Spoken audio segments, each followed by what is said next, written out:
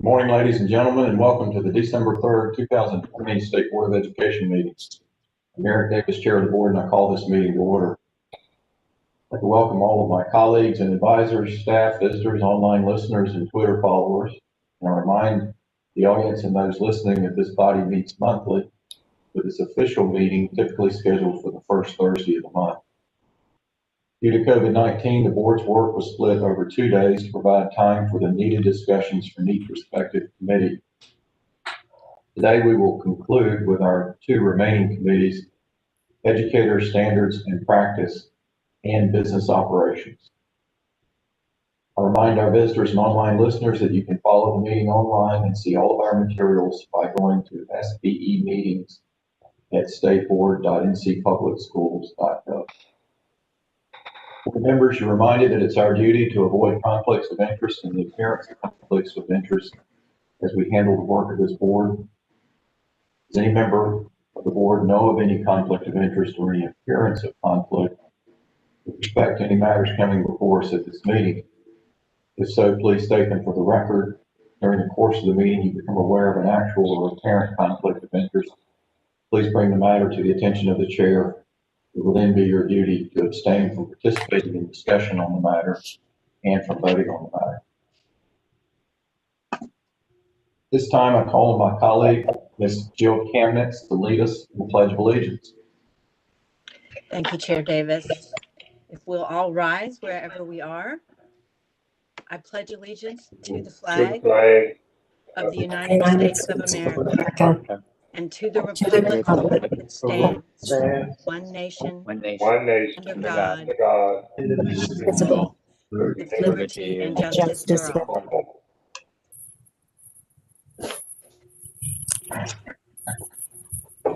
Thank you, Ms. Kamnitz. We now come to our special recognition. We serve each day. For our January meeting, our incoming local board advisor, Ms. Brenda Stevens of the Orange County Board of Education and the Dingman Award winner will be joining the board. Today, we bid farewell to our current advisor, Mr. Monte Herring, Vice Chair of the Columbus County Board of Education, who concludes his service to the board at this meeting. On behalf of my colleagues and all of our students, I'd like to extend our appreciation to Mr. Herring for his service and offer him an opportunity to share a few words. Mr. Herring.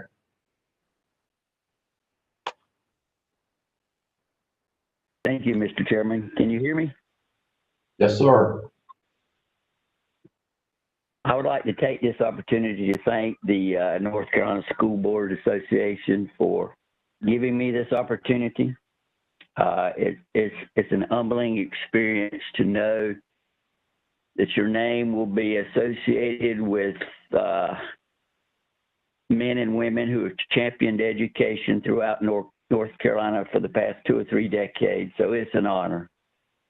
But to be able to be an advisor on the school board from the first time we had our meeting, I think some of your colleagues or you may have told me that it was the longest meeting that you had until now.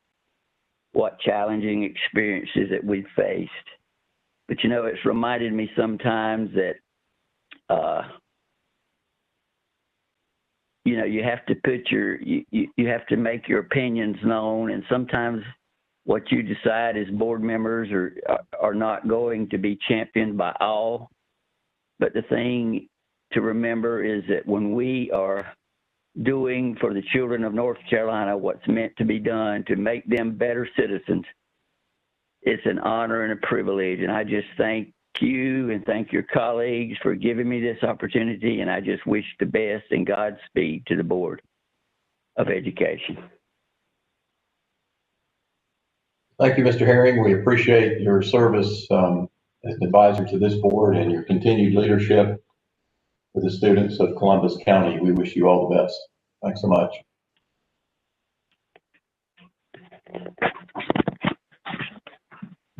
At this time, I'd like to recognize Deputy Superintendent Dr. David Stegall to highlight a distinguished award granted to our very own Zatley Stocks. Dr. Stegall.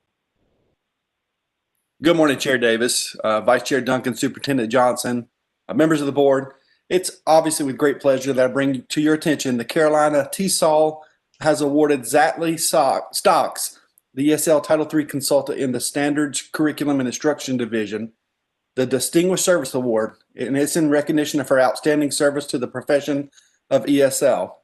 Just for clarification, TESOL stands for Teachers of English to Speakers of Other Languages. Educators from the field nominated Zatley for this award, and I'd like to read a few of their comments from them really quick. One colleague said of Zatley, in 2018, Zatley had the initiative to start the EL Teacher Network. The EL Teacher Network has a blog, a YouTube playlist, a Wakelet collection of the Twitter chats, a Facebook group, and even a hub in GoOpenNC. We continue to grow and to build capacity. All of these have been made possible thanks to Zatley's wonderful leadership. And another colleague shared with us, she cares about our students. She cares about us as educators, and she has a passion and a concern for our social emotional well-being equal to that of our teaching skills, knowing that happy, healthy teachers are integral to the success of our ELs. At this time, I'd like to invite Zatley to say a few words, if she would. Thank you, Dr. Stigall. Good morning, everyone. I'm honored to be with you this morning, sharing this recognition. I'm grateful for my division's leadership, Dr. Stigall, Dr. Mulinex, Dr. Day. They guide and support the initiatives that we education consultants develop to support all our educators. And I'm really grateful. I've been at the department for 4 years. And when I was in the classroom as an ESL teacher, I was never aware of all the great opportunities that were being developed at the department for teachers. So when I came to the department, it was my goal to share this with the field, to say, we're working hard for you and we want you to succeed, because we know that when you succeed, our students succeed as well. So I'm really honored for this recognition. Thank you for sharing this today here.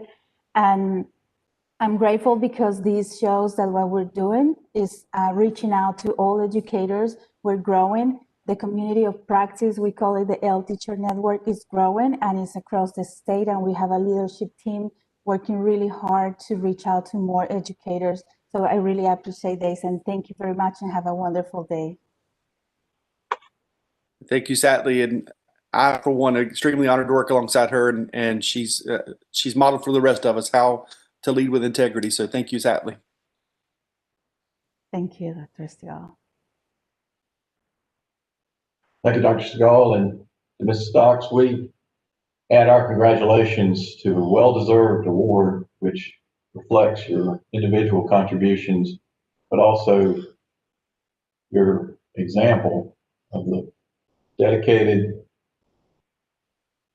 committed, and high-quality service that so many of the members of DPI staff and educators across North Carolina provide to our students. You're a great example for all of us to follow. Thanks so much. The next item concerns receiving regular COVID-19 updates, which are important to informing our decisions on current and future school operations. These updates are particularly important to advise education leaders, as science must drive the critical policy decisions for this state board, as well as our local boards of education and other education leaders. Today, we will hear from our partners with the North Carolina Department of Health and Human Services, as well as reflections and practices from Union County and one of our regional case managers. We'll begin with Chief Deputy Secretary Susan Gail Perry and her colleagues from the North Carolina Department of Health and Human Services. Chief Deputy Gail Perry. Good morning, everyone. It's wonderful to be with you all today. As always, we have a pretty full deck today, so I'm going to jump right in. But Chairman Davis, as always, thank you for the great partnership with you and with our colleagues at the Department of Public Instruction. We are delighted to continue to work together as we move forward in our COVID response. And I'm going to start really quickly with just a look at where we are today, as we always do. I will say, I think everybody's aware that We, like most of the rest of the nation, are seeing increased number of cases. On the positive side, we are seeing significantly increased testing, so that's positive. However, we are concerned because our percent positive continues to escalate. So, and I am anticipating a fairly significant jump today as well. So overall, our trends are trending up in cases, up in our percent positive. And obviously, we're also very concerned about our hospital capacity as more folks, as we continue to see more admissions into the hospital and more folks in ICU. So again, like most of the nation, I think you hear a lot of concern about where we are right now with the COVID pandemic, and we are continuing to watch those very, very closely and consider all the different tools that we have to try to continue to slow the spread, of course, starting primarily with, as always, prevention. And I would be remiss in not reminding us all of the importance of getting behind the mask and showing our leadership by practicing the 3 W's every day. Next slide, please. And again, this just shows the upward trajectory of cases by age group. And as you can see, the 18 to 24-year-old group continues to be at the highest number of cases, increased cases. However, everyone else is catching up quickly, although as we have seen throughout the pandemic, the number of cases among children 0 to 17 is the lowest among all age groups. Next slide, please. And we like to keep in front of you what we're seeing with our K-12 clusters. I think Dr. Tilson presented last time and really showed the evidence and the research behind what we know about children and what we know about schools and COVID. As you see there, we continue to see relatively low numbers of clusters in school, and that's a really positive thing. What that tells us is that the protocols that schools have in place to slow the spread and keep the infection from spreading among staff and students is working. And that just shows you where we're at currently with our total number of clusters. So next slide, please. And again, we've talked about this a couple of times now. It's always helpful to see the breakdown so you can see that among our currently active clusters, we have 13 clusters in traditional public schools and 2 clusters in charter schools. But again, and we've seen some media coverage on this, continued concern around the number of clusters relative to the number of total private schools that we're seeing in those private schools, and also just the overall number of cases in those clusters. So we are working very closely with our partners in private schools to try to ensure that they are following the protocols. And as I think you all are aware, and I know Becky Blanchard will talk about in the end, we do have a tightened mask requirement, and masks are required now for all children ages 5 and up in both our private and public schools and in all public settings. So next slide, please. All right, we're going to really focus our time today on 2 things I think are very important for you all to know about and be aware of as we continue to build our tools in our toolbox to combat COVID. One is a new antigen testing pilot that I'm going to talk about, and I'm going to turn it over to Dr. Tilson, who will talk about vaccines generally and where we are as a state and as a nation, and what we see as of course, all of our hope on the horizon and our light at the end of the tunnel for addressing COVID. And I do want to say, with me today, I'm joined by not only Dr. Tilson, but also by Dr. Aditi Malik, who's done a lot of our work on our antigen testing and our overall COVID response. So I don't think you've met Dr. Malik, but welcome to Dr. Malik. And of course, Becky Blanchard, our senior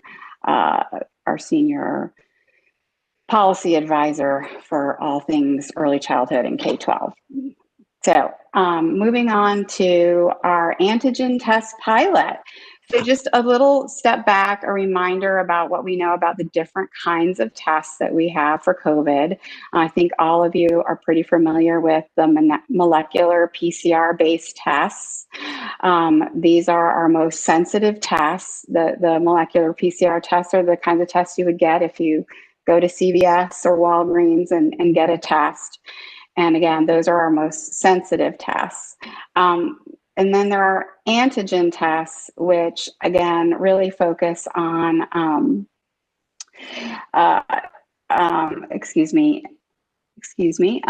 which really focus on detecting the presence of viral proteins, and they're most useful in folks who are symptomatic, and that's why when we talk about this pilot, we're going to talk about symptomatic and close contacts when we're talking about using these antigen tests. And these are what we're calling these are the BinaxNOW tests, in this case, antigen tests. And then there are also antibody tests, which detect prior infections. So these are detecting prior infection, and they're not useful in doing testing or screening for COVID. Next slide, please. Okay, I think as you all are aware of, we have put out testing guidance previously, and we are staying with this testing guidance. And so what we said is for schools who are considering doing testing, there is not a requirement for schools to test other students or staff. That our key recommendation here would be to recommend symptomatic students and staff be tested, and that close contacts be tested. And that later, another option to consider would be screening asymptomatic people, and likely they're most likely starting with staff, the adults in counties that are red or orange in our county alert system, which I think all of you are now familiar with. Next slide, please. Okay, and this slide just gives you a little bit of a look at where we're seeing most testing occur right now in our population ages 0 to 24. Next slide, please. All right, so we are going to be launching a pilot with some free antigen tests that we received from the federal government. North Carolina will have received just over 3 million tests by the end of 2020. And K-12 schools are among the priority populations for these tests. They're not the only population, but they're among the priority populations for using these tests. And as I mentioned, these BinaxNOW antigen tests are really designed for rapid diagnosis of active infections within 5 to 7 days of symptom onset.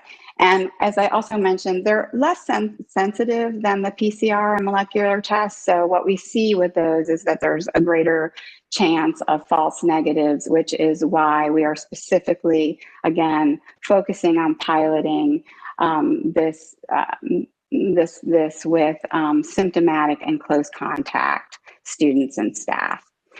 And who can perform these tests? It does need to be someone who's undergone the training from BinaxNOW, but it does not need to be a healthcare professional. So I'm going to talk a little bit more about that in a minute. And all the facilities that perform these tests must have a CLIA certificate of waiver and must meet CLIA regulatory requirements. I'm not going to get into that in detail, but if folks do want to talk about that when I finish, Dr. Malik can talk a little bit more about what that exactly means.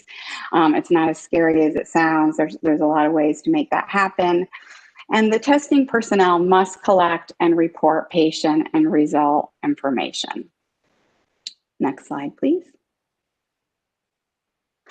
Okay, so a little bit about the pilot for public schools that we're just about to launch.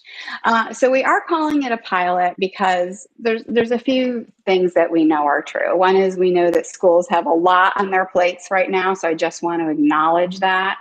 And again, this is just another potential tool in the toolbox that schools who want to pursue this pilot, already have an interest, have probably already started thinking about it, might use. So it's not a requirement. It doesn't mean that everyone needs to get started now. We really do want to do a pilot because we think we're going to learn important lessons about how the logistics work, about what kinds of questions there are, about what kinds of additional guidance is needed.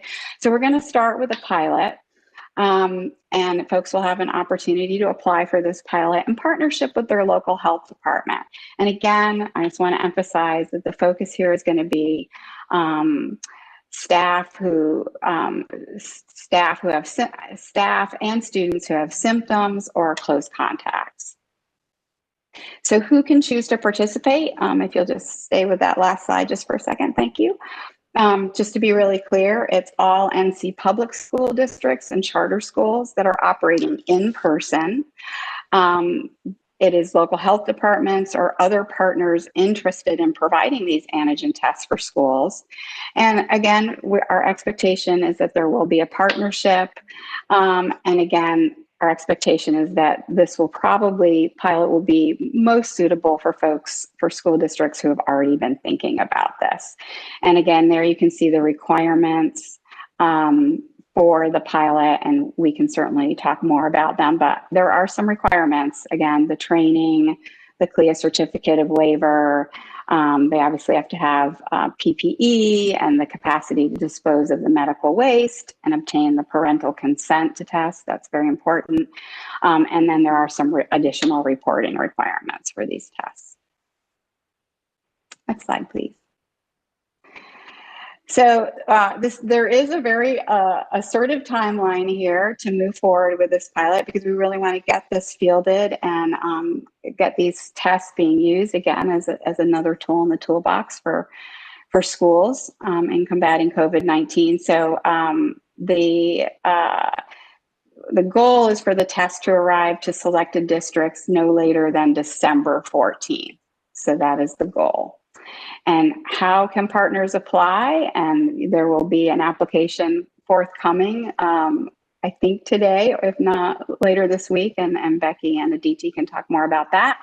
But they will submit their application to the local health department expressing interest, and then the local health department will submit all materials to DHHS. So again, I talked a lot about how this is a partnership, and it's really important to emphasize that it's going to be really critical that the district work hand in hand with their local health department.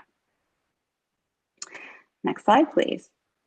So there's a lot of different ways a pilot might work. Probably the most obvious and what folks probably think about most in their head is example 3, which is where the school is providing their own testing on site. There are a lot of advantages to that model in terms of access of staff and students who are right there.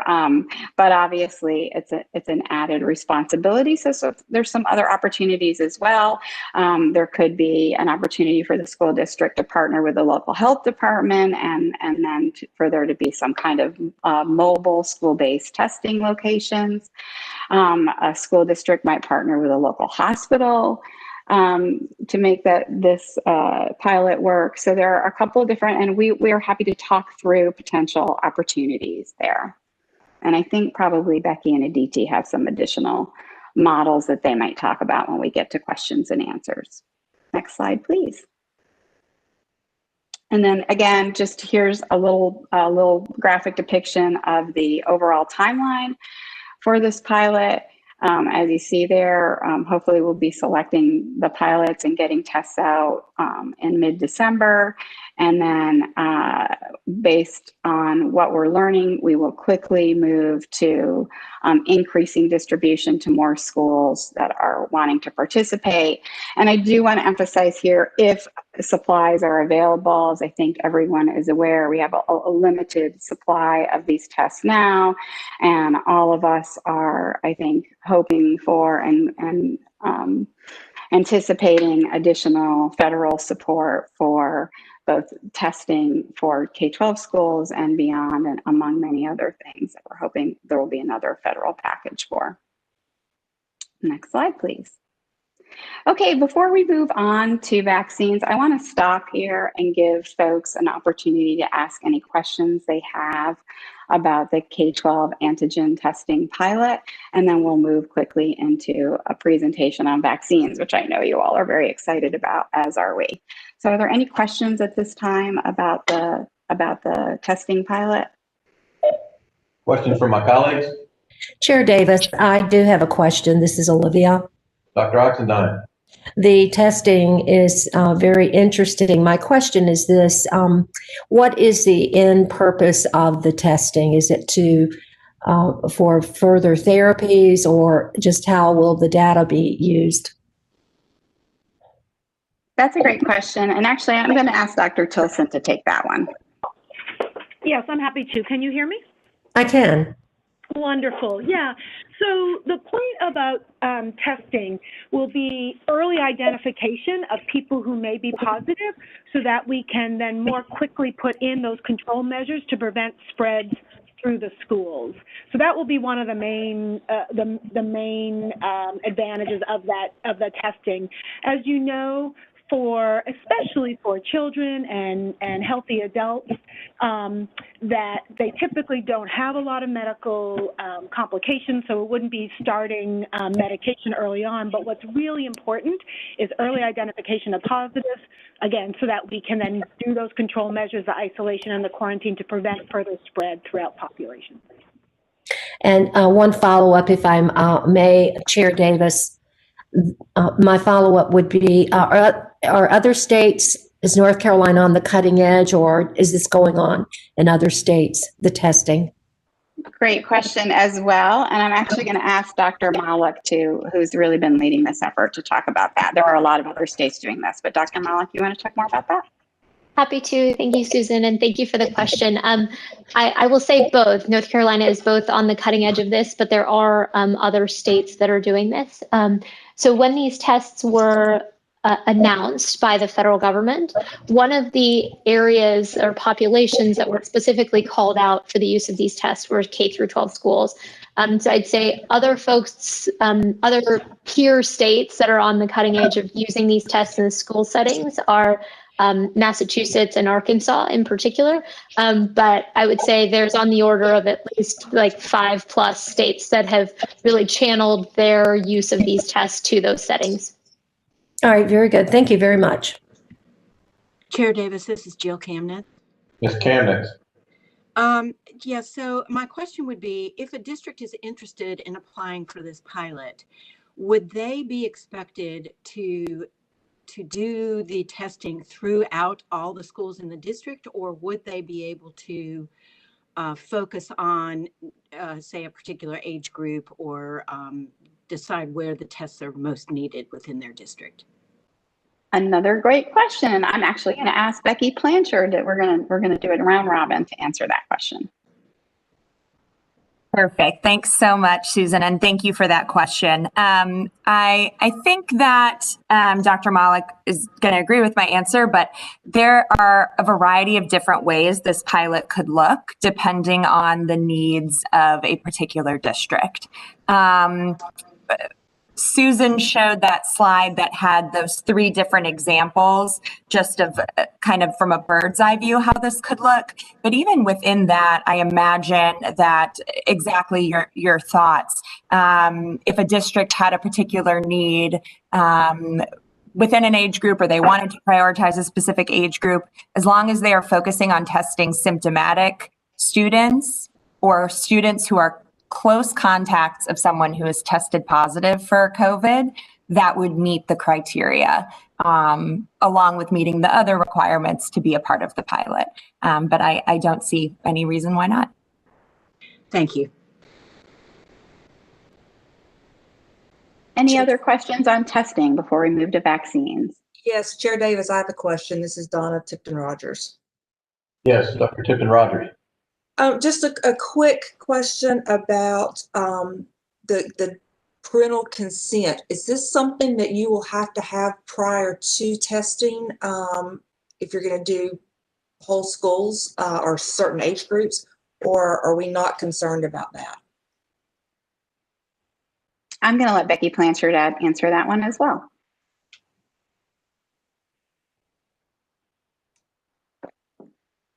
Or Dr. Malik. I'm happy to chime in. Thank you for the question. The short answer is yes, consent would be required prior to testing any student. Similarly, and this is in the application materials that we'll be releasing shortly, there would also need to be a mechanism to notify a parent or guardian if a test is done on a student, as well as what the result of that test is. Because as Dr. Tilson may have mentioned in some earlier comments, the result, there's some next steps depending on whether that test is positive or negative. Thank you. You're welcome. Other questions? Hearing none, back to you, Chief Deputy. Thank you, Chairman Davis. And I am now going to turn it over to my wonderful colleague, Dr. Betsy Tilson, our State Health Director, to talk about vaccines. Thank you. Very happy to be with you here this month. I think we put a little bit of a primer last month saying that we would be happy to come back as we look forward to our next phase of our COVID response, a little bit of the light at the end of the tunnel, and what we expect will be a really important arrow in our prevention quiver to get us all out of the pandemic, which is the vaccine. So we wanted to give you some high-level views of our vaccine plan, and happy to come back and get into more granular details as we move forward. So first, I just wanted to put where our vaccination plan is in our whole menu of our COVID response. So we've talked about before, we really have to get at this pandemic in a multifaceted way. We have our prevention arm, our testing and tracing arm that we just talked about, and the isolation and quarantine arm, which is the reason you test, is then to put into those control measures. So we have, they're all very related of our approaches to our control of this pandemic. And so in our prevention arm is now our newest tool will be preparing for, and then when we relatively soon we'll have some vaccine, being able to utilize that tool. Next slide, please.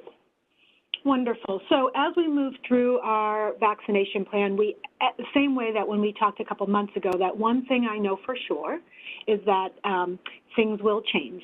And that we know that some of the details, some of the logistics, some of the guidance, some of the data will absolutely be changing. But what we wanted to be sure is that we were routed in principles that would stay as we are moving through our agile design of our vaccination plan.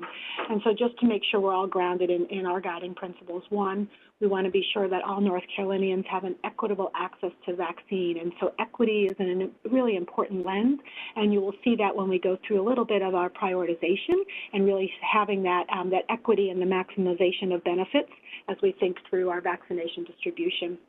Second, we have tried to be very inclusive in our planning and distribution and engaging our local and state government, our private partners, and especially engaging folks from our historically marginalized population. As we know, the pandemic has created more of an undue burden on a historically marginalized population. So really making sure that we're tapping into the leadership of those populations. We are trying as much as possible to be as transparent and have frequent public communications as much as possible. This is one piece of that. In an area, as been this whole pandemic of rapidly changing data and information, we feel the most important way to build trust of all of us is being sure we're communicating as much as possible. We will be using our data to not only guide in that transparency, but also to guide us in our decision making and ensure that we are having that equity lens. And as we get through and moving into more implementation of our vaccines, we will be, as we start having more data, be putting that our vaccine data out publicly as we are getting that. And then finally, again, as I allude to, that we expect there will be continual adjustments and quality improvement work as we move forward to ensure that we are being appropriate stewards of all of our resources. Next slide. Very, very, very briefly, I wanted to go up about 30,000 feet and just understanding how this COVID vaccines, forgive me, is being developed, because what we have heard many times is there's a concern about how the speed of this vaccine development and there's concerns about the safety piece of the speed of the vaccine development. And so what I want to go through is, in very broad terms, the process for this vaccine development, and really hit on that all of the safety and data measures have all been in place. There has not been a shortcutting of the data and safety, but there's been other ways as part of the process that's been able to produce that speed. So I just think this is a really important foundational question, because that's what we've been hearing is people are concerned about safety because of the speed. So just a couple elements in here I wanted to highlight. One is that part of the way that vaccine is anticipated to be out more quickly than usual is a parallel process of the clinical trials. So that is all of the research and the clinical trials that look at, does it work and is it safe? At the same time as all those clinical trials have been going on, production of potential vaccine started. So it was a parallel process instead of a serial process. So typically you wait until the end of the clinical trials and then you start producing vaccine. The federal government decided this was too important, and so they, or us, we're all our government, started producing vaccine at the very beginning whenever all the clinical trials were starting, knowing that was an enormous financial risk. But the federal government backed that financing, knowing that vaccines that for whom there isn't good data and efficacy data, those vaccines would not be used, but that for those clinical trials where there is good safety and efficacy data, there would be vaccine ready. So that's a really important piece of the policy and decision making, is the parallel process of production at the same time as the clinical trials. Second, on the top row, you will see these are the regular stages that go through clinical trials. There's phase 1, phase 2, and phase 3. All of the same paths have been taken for this vaccine development as other vaccine developments. But one way that they did increase speed is that as soon as they started phase 1, they were already planning for phase 3.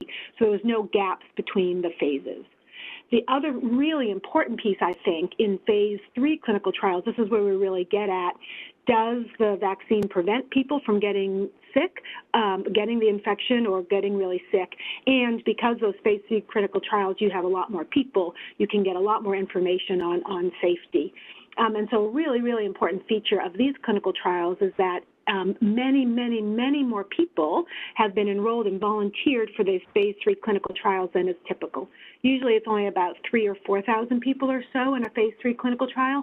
In these, it's 35,000, 45,000, 10 times as many people have been involved in those phase 3 clinical trials, which then has really helped speed up getting that information on safety and then also effectiveness.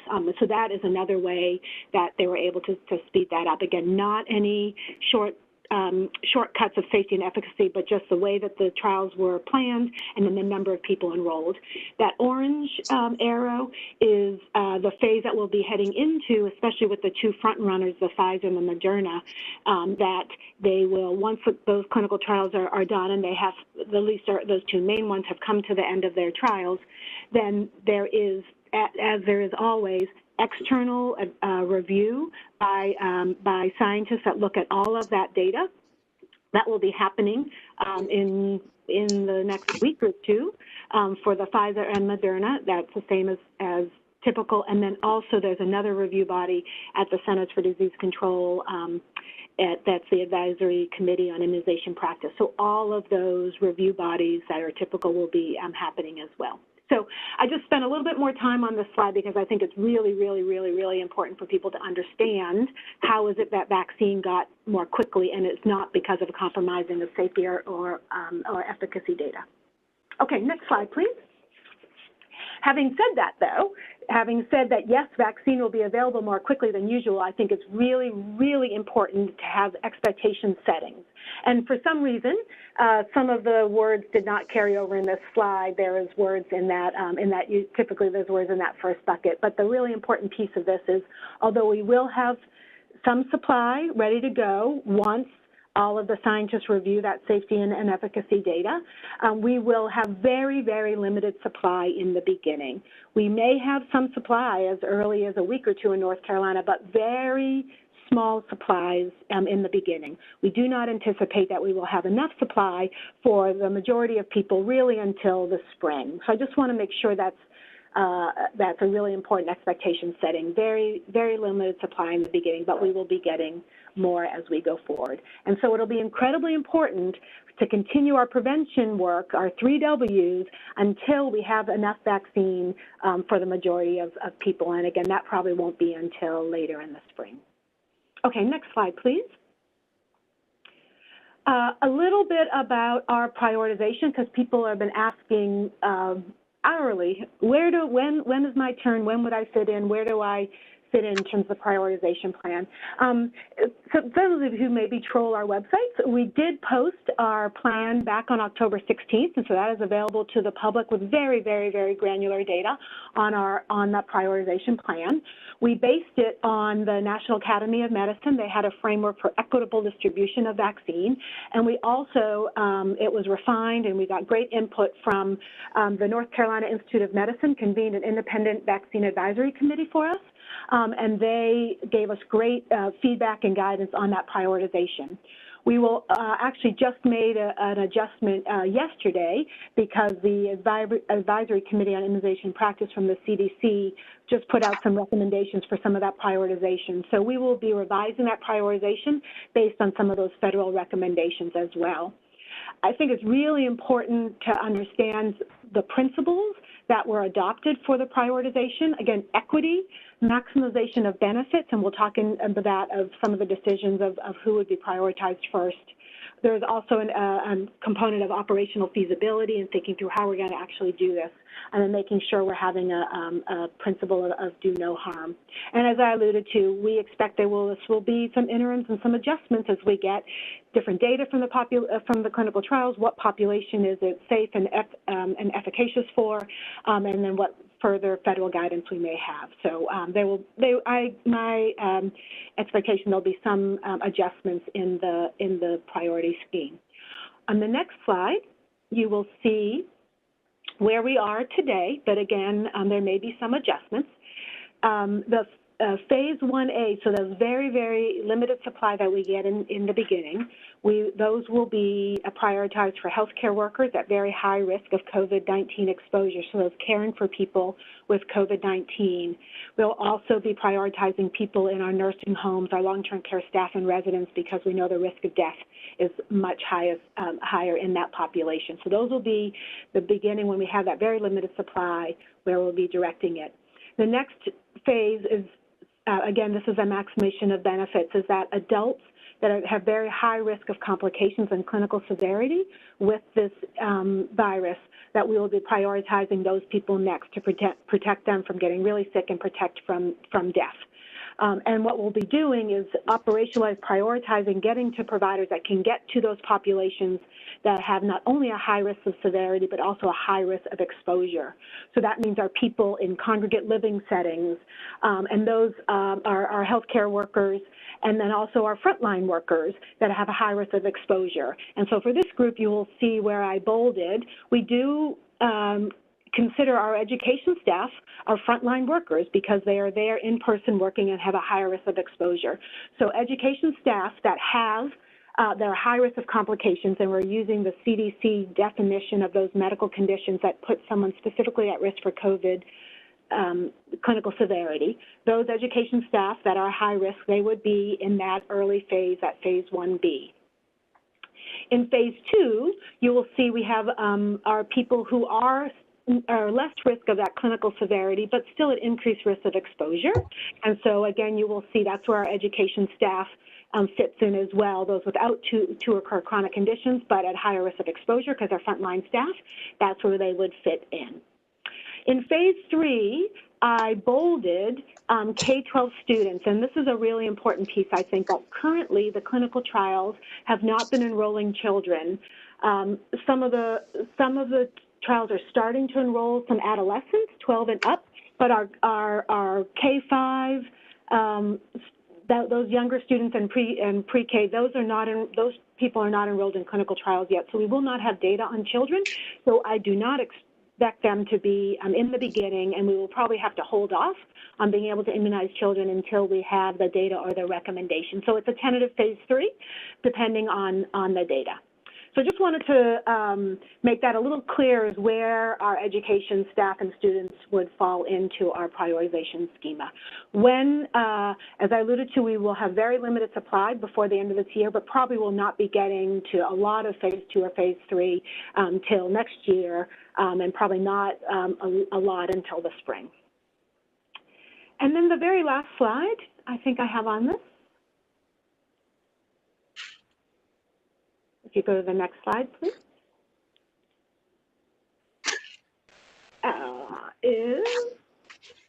Well, it's not moving on my sheet, but I will just talk through the next slide while we're move that up, is our communications. Really, really important, as I was alluding to, that I want to be sure that as this rapidly evolving vaccination plan, that we are communicating as much as possible. We have some key principles, there we go. We have key principles of our communications that, again, early, transparent, and frequent communications. We want to really be sure that people can trust the information that they're getting, especially from us and from the local health departments. We really want to be sure people are understanding the benefits and risks of this COVID vaccine, critically important, because what we want is people then to make an informed decision for themselves based on reliable, trustworthy information. And then once we do have enough vaccine for folks and it's really getting out, we want to be sure people understand where they can get the vaccine. On the bottom of this slide is our vaccine webpage. I would really encourage you to go to that vaccine webpage. Our whole plan is there, and we also are putting out some communication tools that, please, I would say, take them and share. We have that same infographic that I had talked about as how the actually COVID vaccine has been developed. We have a Vaccine 101 slide deck that just talks through what does even vaccines do? How do vaccines work? And then talk through in more granular detail how this vaccine was developed. And we also have weekly updates. Again, the information is changing so quickly that every week we are putting out a weekly update of where we are, what's the status of the clinical trials, what do we know about safety and efficacy. So that'll be updated every week. I would really, really encourage you to go to that website and get the updated information and share it amongst your stakeholders as much as possible. So with that, I'm going to stop. There is, a cajillion more details in there, but happy to take any questions that you have on that. And then we also are very happy to come back as much as you want to get into more details on this, because I do see this as critically important as our way out of this pandemic. I want to be sure people have all the information that they need. With that, I will stop and field questions. This is Mr. Ford.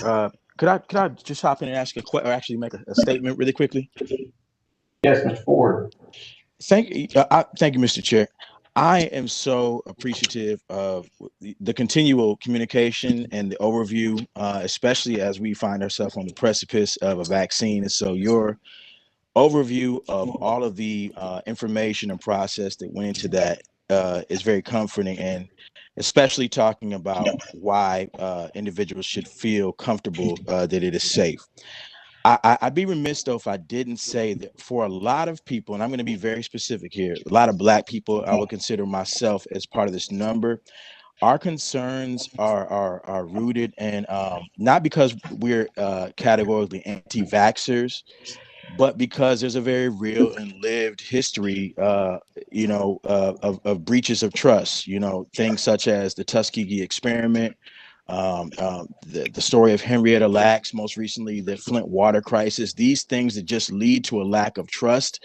And so as we encounter various communities' reactions to this, I do just want to clarify that a lot of this is not to diminish all of the work that went into it. Rather, it's a historical trauma, right, that has caused a lot of us to just have an inherent distrust of how these things impact us. And so however that can be worked into the messaging and responded to preemptively, I think would be an incredibly important step as part of the essential equity focused approach to disseminating this. So I just wanted to get that on the record because again, I want to make sure that we are all coming out of this as best we can, but I do recognize the unique differences and peculiarities that our histories have that inform this experience. And so thank you. I just wanted to mention that.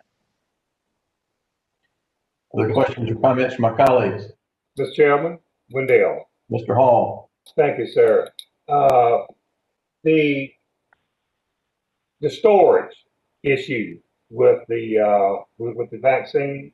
I've been reading where there has to be this special storage container that's minus 95 degrees to store the vaccine in. If that is true, will that be presented to all the, will all the health departments have that storage capability? Yes, sir. Thank you very much. I'm happy to take that. But before I will definitely get to that, but I want to go back to that prior comment because that is critically important.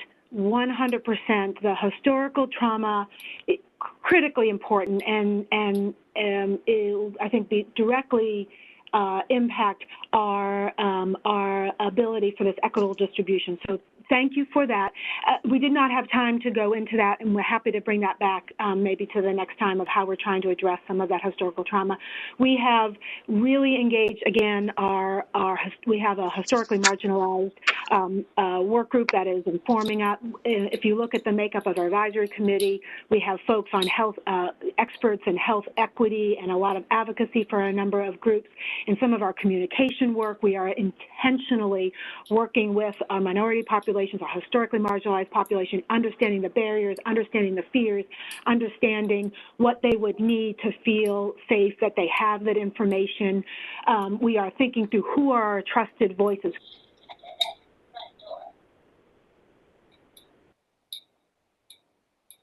There we go. Is it our faith leaders? It is our Black physicians.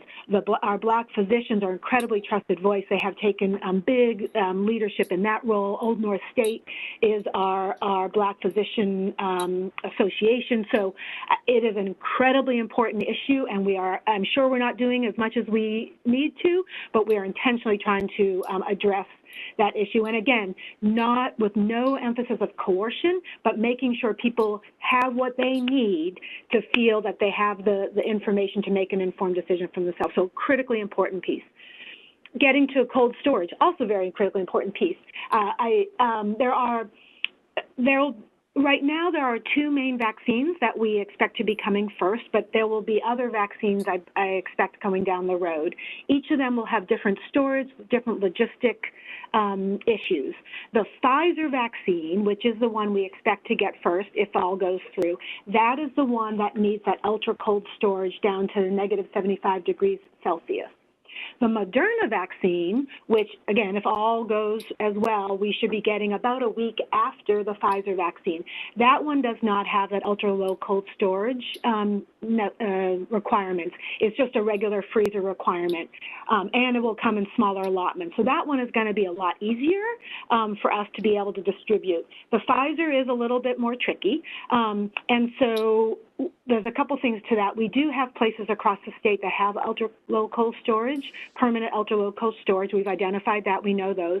Also, the Pfizer will be shipped in a shipping container that keeps it at that negative 70, and there'll be resupplies of dry ice to keep it at that cold storage. Because of the complexity of that, our current plan is that the Pfizer vaccines will go to our health systems, where it'll be more easy for them to store and utilize that, and a lot of them do have that storage. The Moderna, which is the easier one, that is the one that we plan to be shipping then to the health departments, to our community providers, where they won't need all of that extra storage. So that is our plan for that. And then we'll have to see the storage requirements for other ones that come down the road. But we think we're okay with the storage requirements, and they all won't need that ultra-low cold, just the Pfizer. Sorry, that was a lot of detail in there, but. Thank you for that, but I really was concerned about the Pfizer, being that it's the first one coming out, and there were requirements, and it being available to our rural areas of the state also. Yes, sir. But we think the Pfizer will get first, but the week after, at least what we've been told right now, the week after, we should get shipping for the Moderna, and actually higher quantities of Moderna, and we should get higher quantities of Moderna, and it can ship in smaller amounts. With the Pfizer, it's almost about 1,000 doses have to be shipped. With Moderna, it's down to 100 doses per shipment and easier. So I really think it's the Moderna that we're going to be able to get out to our rural areas. It'll be a lot easier with the Moderna, and it'll only be if again, if all those approvals go in place, the Moderna will only be about 1 week behind the Pfizer. Thank you, ma'am. You're welcome. We have time for one more question. Anyone else have a question? Chair Davis, I would love to ask a question, please. Yes, sir, Mr. Bristow Smith. So I'd like to echo Mr. Ford's just gratitude for the comprehensive nature of your presentation and bringing school systems in as partners to keep us updated and the tremendous work that's taking place. Specific to the antigen testing program that you led this presentation with, I'm a building level principal in Eastern North Carolina. Very often, new initiatives or innovative initiatives trickle to the rural communities a little bit more slowly. That's not through lack of communication, but often it's because in those communities, everyone is wearing multiple hats. In small communities, it's not uncommon to find school district leaders who have 4 or 5 major roles. And when a new initiative comes down, it's very challenging sometimes to figure out who exactly picks that up. So specific to the antigen piloting process, 2 questions. First, is that a competitive process? In other words, if you have room for 50 pilot school systems and you get 75 applications, how do you determine to whom those pilot spots will be awarded? And then secondly, is there outreach to the rural small LEAs to encourage them to participate in the pilot, or do they need to be proactive and to take that initiative to contact you? Thank you. Thank you so much for that question. And it is such a thoughtful and a good question. And I'm going to turn it over actually to Becky Blanchard to talk a little bit more about it. But I would just say at the outset, I think we want to work with as many pilot sites as feel like they're really able to do this at this moment. I think we're always thoughtful in the way we do a selection of pilots to try to think about the full diversity of our state, geographically, size, and completely understand some of the challenges and I would say also opportunities in smaller communities. But Becky, do you want to talk a little bit more about your thinking there? Yeah, absolutely. Thank you so much, Susan. And thank you very much for that question. First, I'll just say, in doing outreach over the past couple of weeks, together with Dr. Malik to school leaders across the state virtually and to local health departments across the state, it actually surprised us how many folks were interested potentially in applying to be a pilot. We really didn't know what to expect. And we'll see, when push comes to shove as this application launches, as Susan mentioned, hopefully a little bit later today, we'll get that live online. We want to see how many pilot sites do apply. We want to see among those pilot sites who's communicated with their local health department and has confirmed that they're able to meet all of the requirements. And then as Susan mentioned, we would want to really reflect the diversity of our state in this pilot opportunity, but we do have supply and we look forward to pushing those out.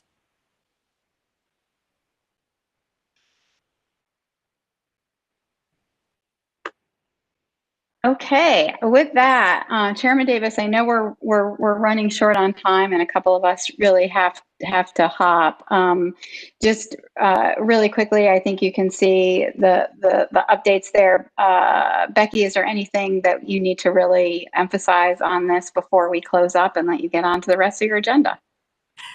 All I would highlight is that please expect this guidance to all be updated online by tomorrow at close of business, which is exactly 1 month since our last update. But I will note that we've gotten quite a few questions around the impacts of Executive Order 180, which we know aligned guidance around mask requirements for children in public and private schools and in public spaces generally across our state. And that language is now for children ages 5 and up to require cloth face coverings. And there is no longer an exception for strenuous exercise. We've outlined in the guidance updates specific examples in school contexts that helps to concretize exactly what that means. So we've gotten questions about recess, for example, and do children need to be wearing a mask for outdoor recess? And let's imagine those children are over the age of 5. If those children are consistently 6 feet apart, they are outdoors, they do not need to wear masks. However, if those children come within 6 feet of each other and they are outdoors, they do need to wear masks. That is one example. And then indoors, masks are required at all times for children ages 5 and up. There will be more clarified in the guidance, but do want to highlight that. Thank you, Susan.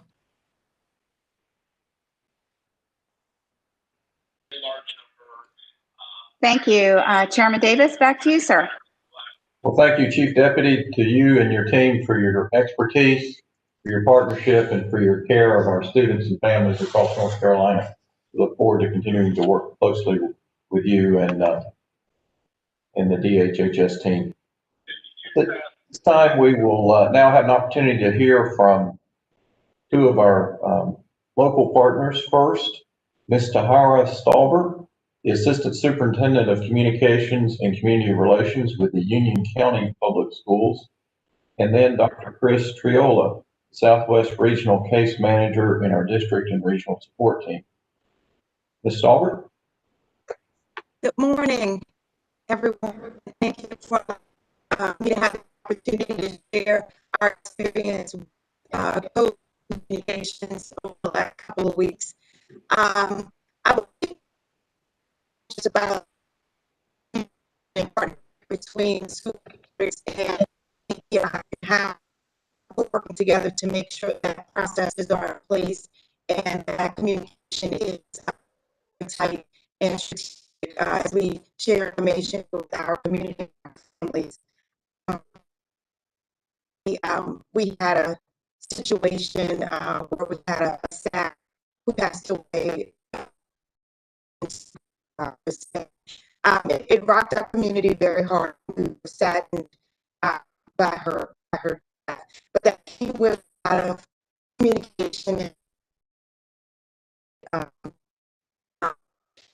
and so that's to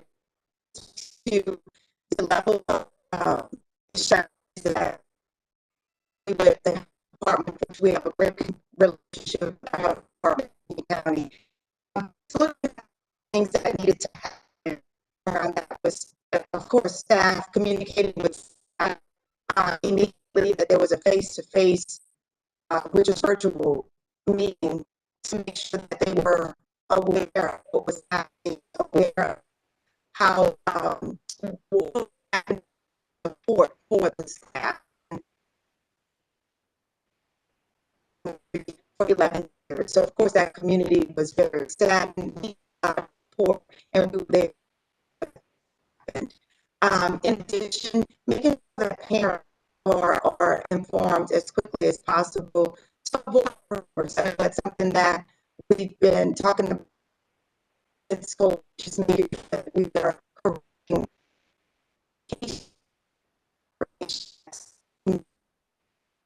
just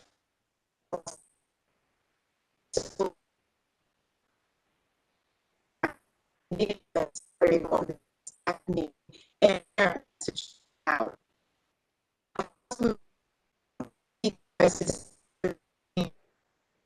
And we were very prepared to make sure that we have a statement that explained information about our staff member, who she was, and that she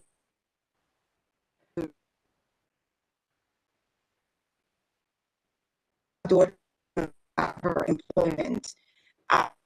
We also talk not confirming anything related to the cause of death of the employee. That's not that we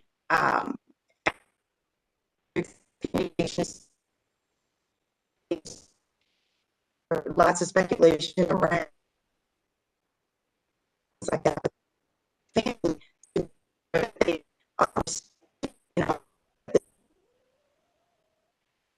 Another strategy that requests were handled. This is a public story, and it tied to the back at the beginning of the school year.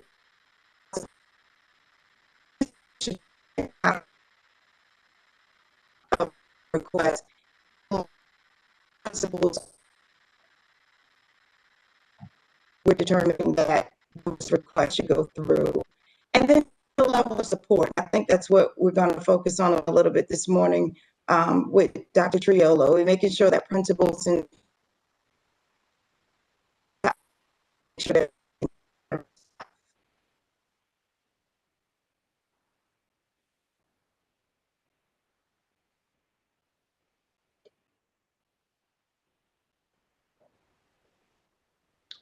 Good morning, Chairman Davis, Vice Chair Duncan, board members, and Superintendent Johnson. Thank you for this opportunity to share with you today. Earlier this year, DHHS and DPI partnered to develop a process around communication and support related to COVID-19 scenarios in our public school districts and charter schools. This process entails 4 scenarios that are likely to trigger the need for response. As you see here, the first is when we become aware of general community concern related to COVID-19. So this could be from media attention, social media activity, but that would trigger the first response. The second is when a cluster is reported for the first time. Again, social media, media attention, but this could also come from our relationships of the regional case managers in each of the regions. Scenarios 3 and 4 are the most critical. Scenario 3 outlines what we do when there's an active cluster that continues to grow or a second cluster emerges. And then finally, it's scenario 4, which we never want to experience, occurs when a COVID-19 related death is reported of a student or staff member, as we heard from Ms. Stallbert. When that happens, there's a series of steps that we take in the field.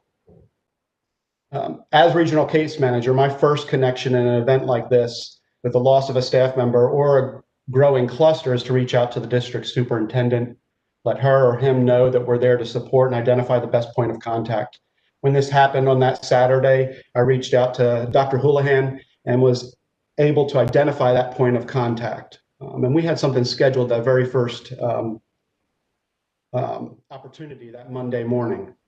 So in this case, in Union County, my point of contact was Assistant Superintendent for Student Services.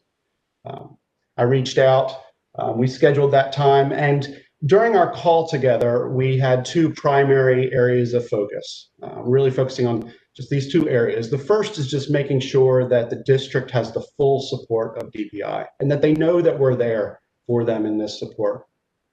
In this situation involving the loss of a beloved staff member, somebody that had been in the community and active in the school district for over 20 years, my first connection was making sure that the district had a direct connect to our counseling team at DPI.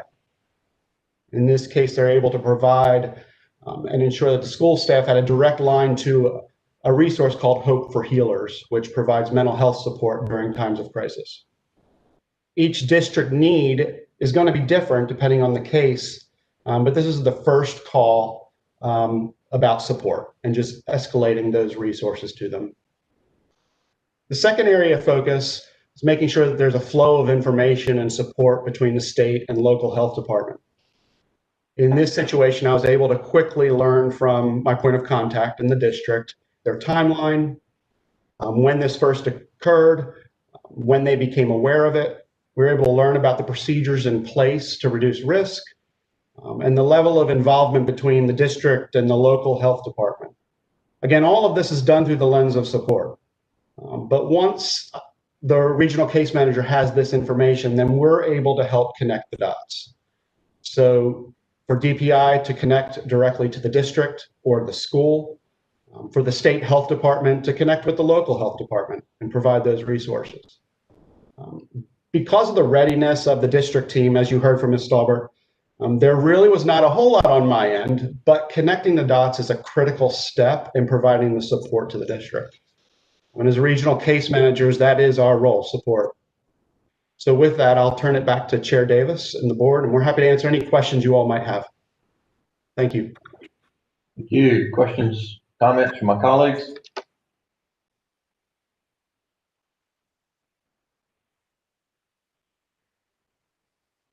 Okay, hearing none. Ms. Stalbert and Dr. Triola, thank you for this report, but even more, thank you for the example that you're giving us of the expertise in our local school districts and our regional case management teams, and even more for the care and compassion that both of you have demonstrated in these difficult times, caring for our students and their families and for our staff. Thank you so much.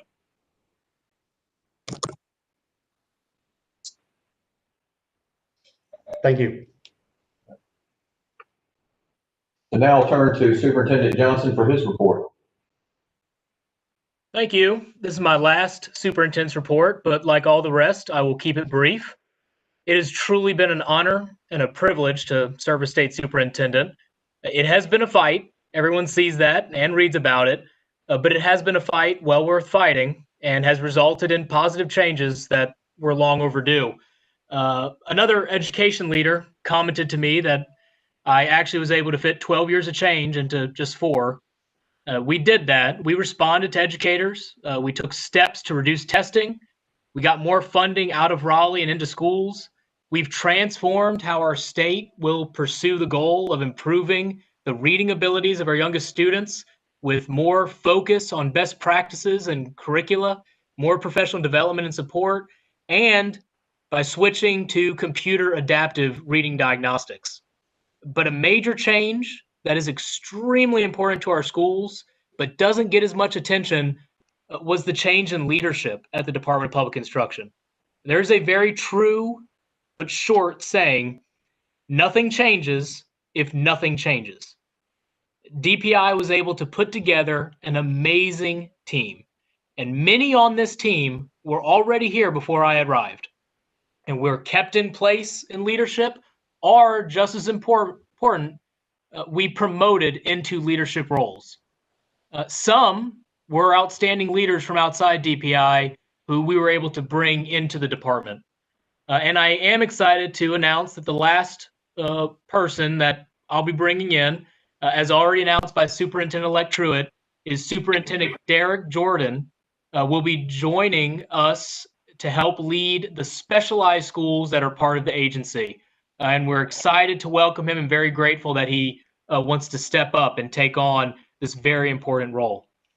The greatest testament to the improvements at DPI has been this agency's response to the COVID-19 crisis. We transformed from a department of no to a department that figured out how to help schools get to yes. And this same leadership will continue for years, even after I am gone. And I am very glad that that leadership will remain at DPI, because our state and nation are facing a tsunami of learning loss in the next year because of this pandemic. Educators and parents are working hard and doing the best we all can to avoid it, but we all know it is out there and it is about to hit. I encourage everyone to continue our efforts to implement personalized learning for all. We must meet students at their skill levels and help them proceed through school at their pace instead of getting left behind. With all of the federal funding during this crisis, we now have the technology in every school district to make this a reality. Also, educators and parents must put aside the stigma of which grade a student may technically be in on paper, or if a student has to take more time to master concepts and continue to move to competency-based learning. This pandemic has taken away lives and livelihoods, and for those that are fortunate enough not to have lost a loved one or their job, it has at least taken away a year. Adults will be able to rebound more easily at the end of this crisis than our children. We must work to avoid these potentially negative consequences for what could be, if we don't take the right steps, what could be known as the COVID generation. I know that is what my wife and I will decide for our young daughter. If it means she needs to repeat materials in the next school year, that is what we will make sure she does so that she is successful for the rest of school and for her whole life. I will end on a positive note. We are again this year asking school children to send us holiday cards for our servicemen and women who will be stationed away from home this season. While it may look different this year, we are thrilled to be able to do that and show support to the numerous servicemen and servicewomen who are stationed away from home during the holidays, especially during this challenging year. We launched this last year, and it really is a terrific program. We got over 50,000 holiday cards, and we really thank the people in North Carolina for doing that with us. So I'll leave you with happy holidays, Merry Christmas, and we can all celebrate that there are now less than 30 days left in 2020. Thank you all. Thank you, Superintendent Johnson. We'll now proceed to the remaining committee reports, and I remind committee chairs in the audience that all voting on consent, any item requiring action, will be done at the end of the agenda via roll call. We'll now proceed to the Educator Standards and Practice Committee, chaired by Dr. Olivia Oxendine. Dr. Oxendine.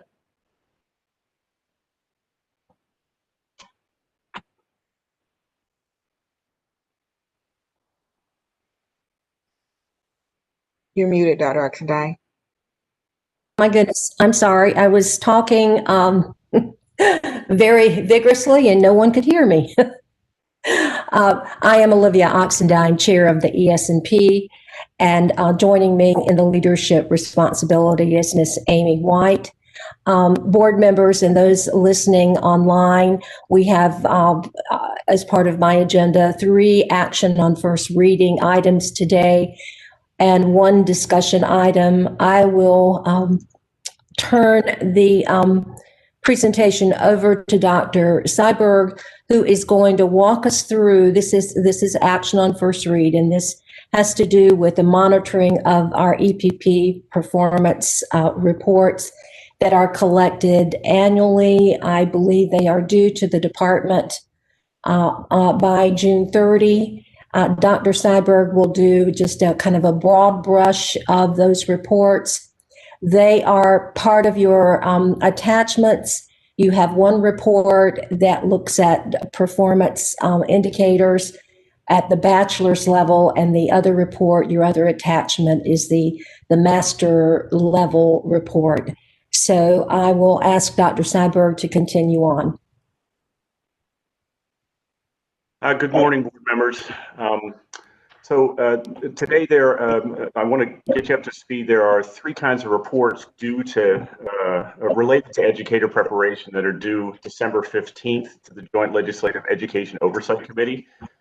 And briefly, let me share with you what those are. The first kind are the annual EPP performance reports, and those are for 2019 and 2020.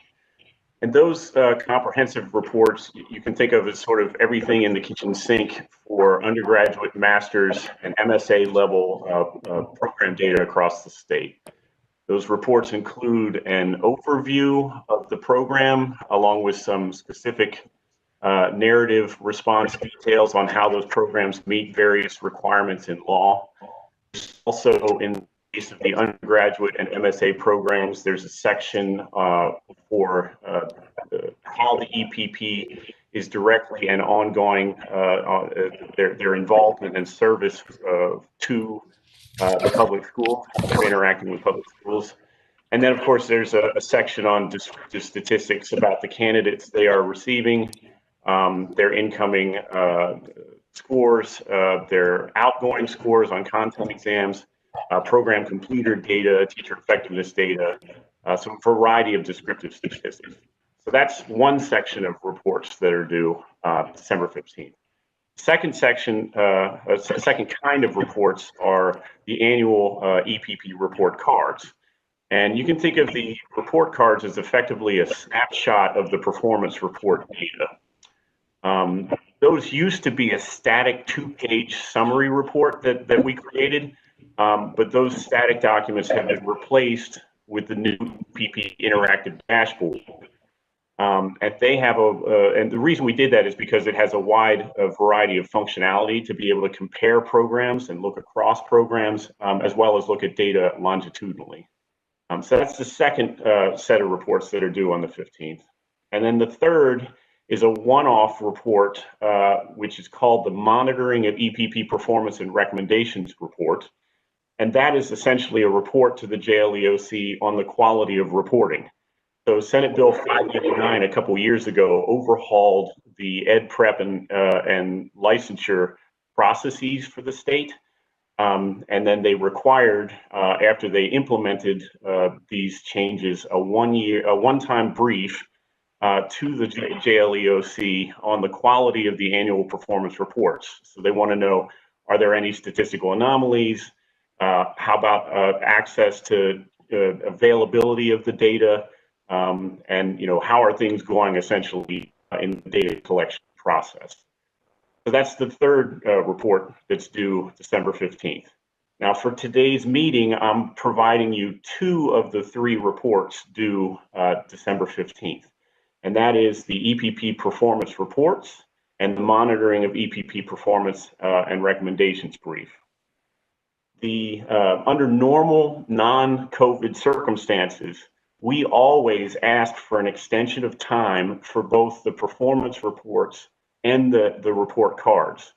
They're normally, again, due December 15th, and we always try and ask for an extension to April 15th. And that's because of the amount of time it takes for us to collect those materials that are required in law. Some of those materials really don't even show up on our doorstep until November. And it's never possible for us to meet that December 15th deadline under normal conditions. However, because of the COVID disruption last spring, teacher effectiveness data is not available for 2019 and 2020. So because of that disruption, we are able to meet for this one and only time the EPP performance report deadline in December. And those performance reports, as Dr. Oxendine shared with you, they are available in a link provided in your materials. And with the board's approval of these reports, we'll then move to place those on the North Carolina Department of Public Instruction website for public access. We anticipate that the report cards, or essentially the EPP dashboard, we anticipate that will be available for the board to review at either the February or March meeting coming up. We're doing our best to try and get that prepared for the February meeting. At that time, then, I'll also be able to share a general overview or some overall findings from this year's EPP reporting cycle. At that time, we'll be able to use that technology to look comparatively across programs and look at data from previous years and the current year. And then, so look for that in the February to March timeframe, and we'll get that hopefully to you in February if we can. And then lastly, also in your materials is that monitoring of EPP performance and recommendations report. In general, I can share with you that the reporting collection continues to go very smoothly across the state. The EPPs are very responsive to the data requests. All of the data that is required in law is able to be collected and reported, so we're happy to be able to meet all those expectations. And additionally, this year, we've added some internal systems to make report creation more accurate and efficient. The COVID disruption, as one disclaimer here in this report, and I also mentioned it earlier, it did impact our ability to collect 2 of the 3 accountability measures related to teacher effectiveness. The EVOS and the NESIS data are not available for 2019-2020. And so our only measure of the 3 that are required right now in law for accountability is the educator satisfaction survey. And we'll be able to share more on that at the February meeting. In this request for this report, they also ask, are there any legislative requests to adjust the law to better serve the reporting process. And we have one legislative request to the JLEOC, and that's included in this report, and that is to change the delivery date of the annual EPP performance reports and the report cards from December 15th to annually April 15th of the following year, so that we don't have to perpetually ask for extensions to provide those materials going forward, assuming we're under non-COVID conditions. So with the board's formal approval of this monitoring of EPP performance and recommendations report, we'll move to share that document with the JLEOC. Thank you, Dr. Seiberg, and for that thorough presentation of the item and the recommendation coming to the state board for our action, our approval today. Do I have any questions from my colleagues?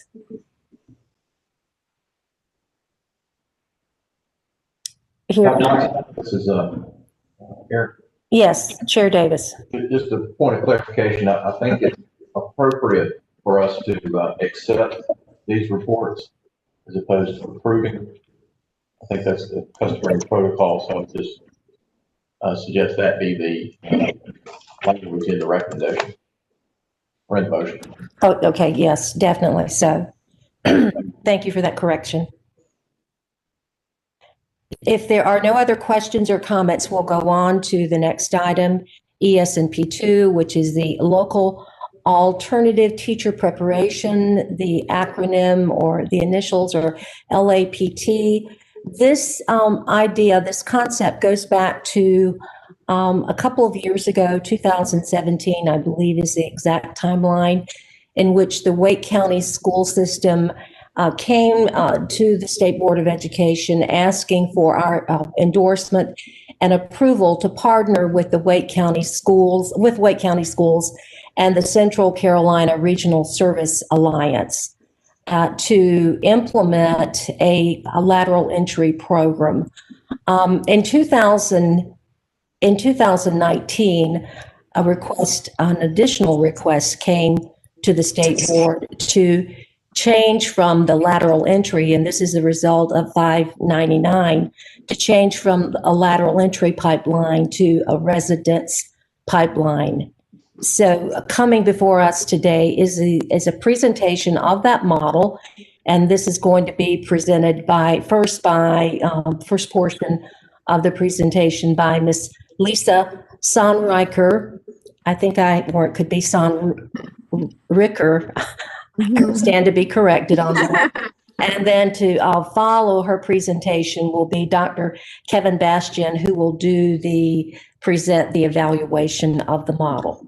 So with that said, I turn to you, Lisa, for the presentation. Thank you, Dr. Oxendine.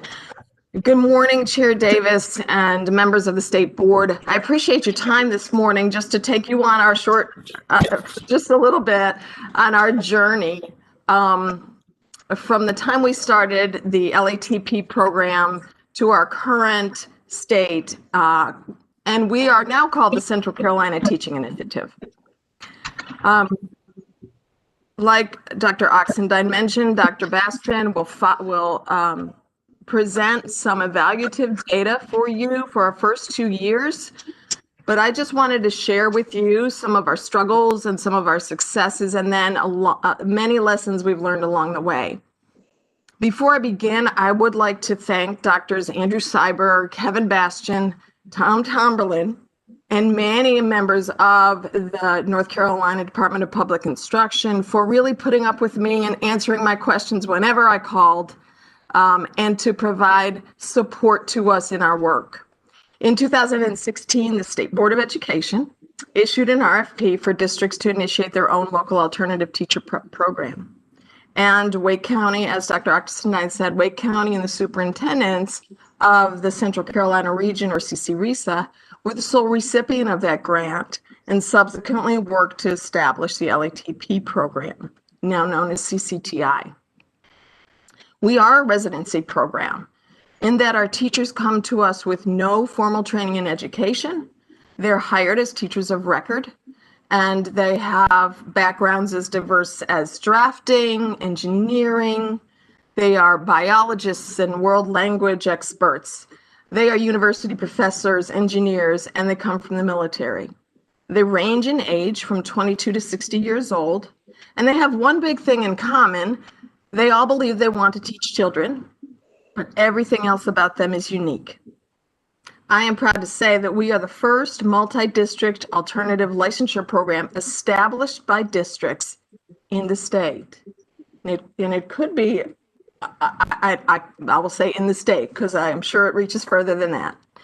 I served Guilford County in the state's first in-district alternative licensure program, GCS Act. And in fact, the team who designed our LATP program visited our office and attended our class sessions to get an understanding of how our program worked. That program was established in 2008. So in 2017, I was very excited to join the CC RESA in leading this innovative program.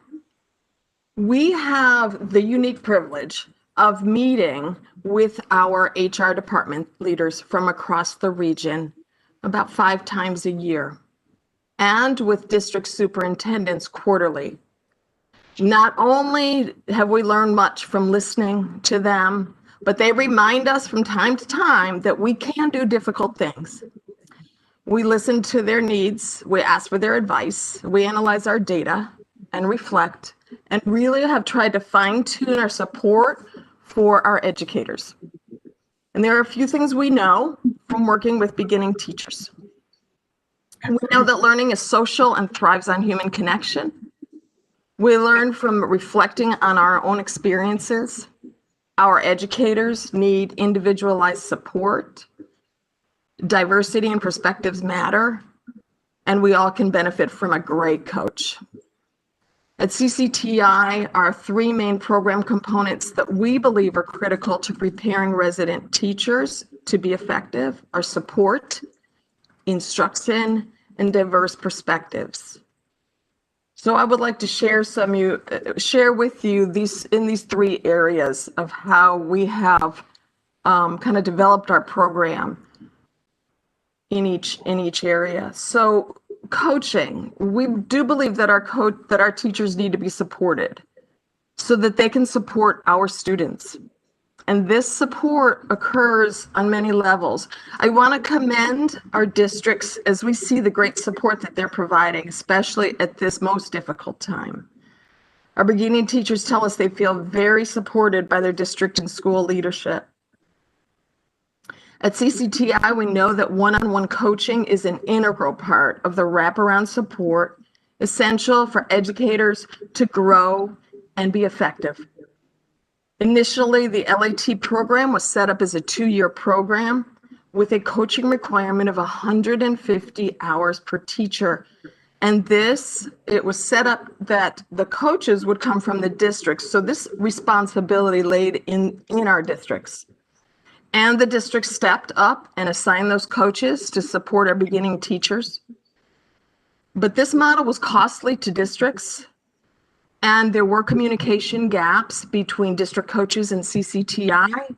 We are located in Raleigh, and we serve teachers in Halifax and Warren and Roanoke Rapids and Johnston County and Person County and Durham. And so the distance was, at that time for us, was a struggle. There was inconsistent coaching support. Coaching looks different from district to district and from coach to coach.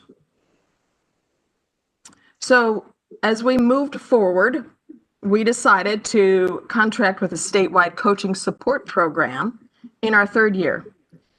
This helped reduce the cost to districts, but we still found inconsistent coaching support and misalignment in program goals, in our program goals. So this year, we are proud that we have built our own coaching program designed to meet the unique needs of our resident teachers. These dynamic hand-picked coaches provide instructional and mentoring support aligned with our program goals and licensure requirements. Our team consists of coaches and master teachers that we contract with part-time to support our educators.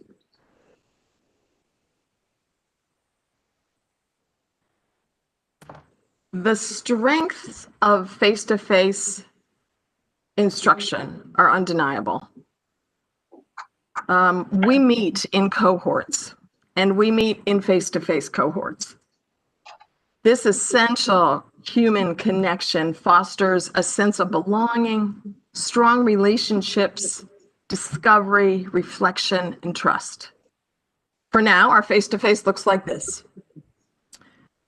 And even though we have never met our teachers in person, this year, they cannot wait to be together in the same space because the energy of these encounters can't be duplicated across Zoom.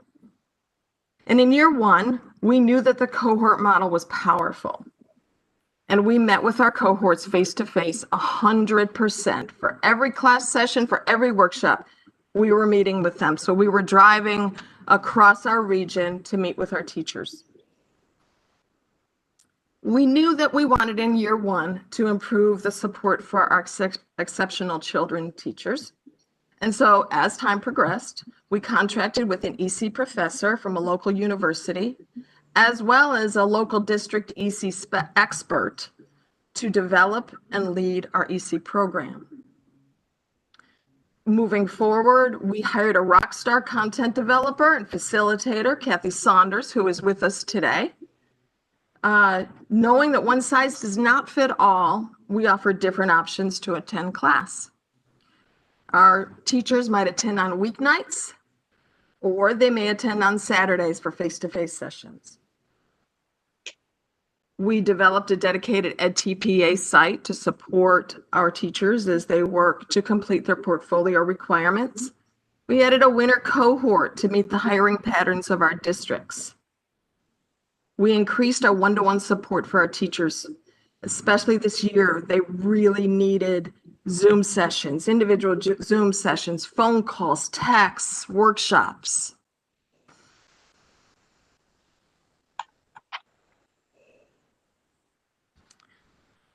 We're presenting this data because we know the power of diverse perspectives. And so this data represents public school students and teachers by race. Very simple data to look at. The first trio of bars indicate students and teachers of color. The green bar shows the percentage of students of color in North Carolina. The blue represents the percentage of CCTI teachers of color in our current cohort. And the red indicates the percentage of teachers of color in North Carolina. The trio bars on the right indicates white students and teachers. Again, the green, the percentage of white students in North Carolina. The blue, the percentage of white CCTI teachers. And the red represents the percentage of white teachers in North Carolina.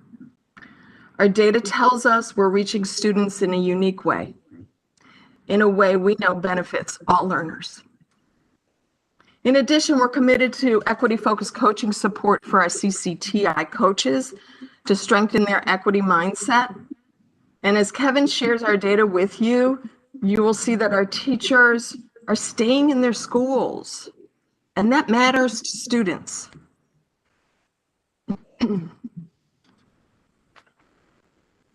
So as we look forward and we consider the trends that we're currently seeing, our teachers are more successful in our face-to-face class sessions rather than the online sessions. And we're collecting data right now around that. We are sharing this sharing of ideas among districts because we have the capability to do that. That's where our teachers come from and our coaches come from multi-districts. But this sharing of ideas fosters a more global perspective from our teachers and our coaches. So looking forward, one step at a time, we will continue to support our teachers through personalized interactions. We will strengthen our recruiting process. We will reach an EdTPA proficiency level of 60% on first attempt, and we're new to this, so that is our goal. We will provide equity-focused coaching support for our coaches. We will grow our graduates to teach our cohorts alongside us. Like all educators, we are excited to meet with our teachers face to face and share heart to heart, and they are as well.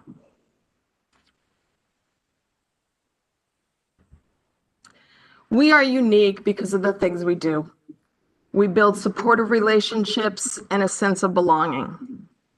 I think you'll hear Kevin's data as he shares it, that our teachers feel connected and supported, particularly in instruction and preparedness. We also offer hybrid coursework. We build district relationships. We foster professional learning networks and cohort models. We provide one-on-one coaching. And because of the connections we're blessed to have and the great people on our team, together we can do difficult things. So I thank you for listening to our story. Kathy and I are here for any questions you may have.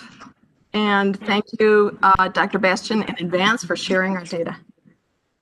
Thank you so much. And I think before we go on to, I'll use this just a minute or two to entertain any questions from my colleagues around the board table. So does anyone have a question or a comment before we proceed?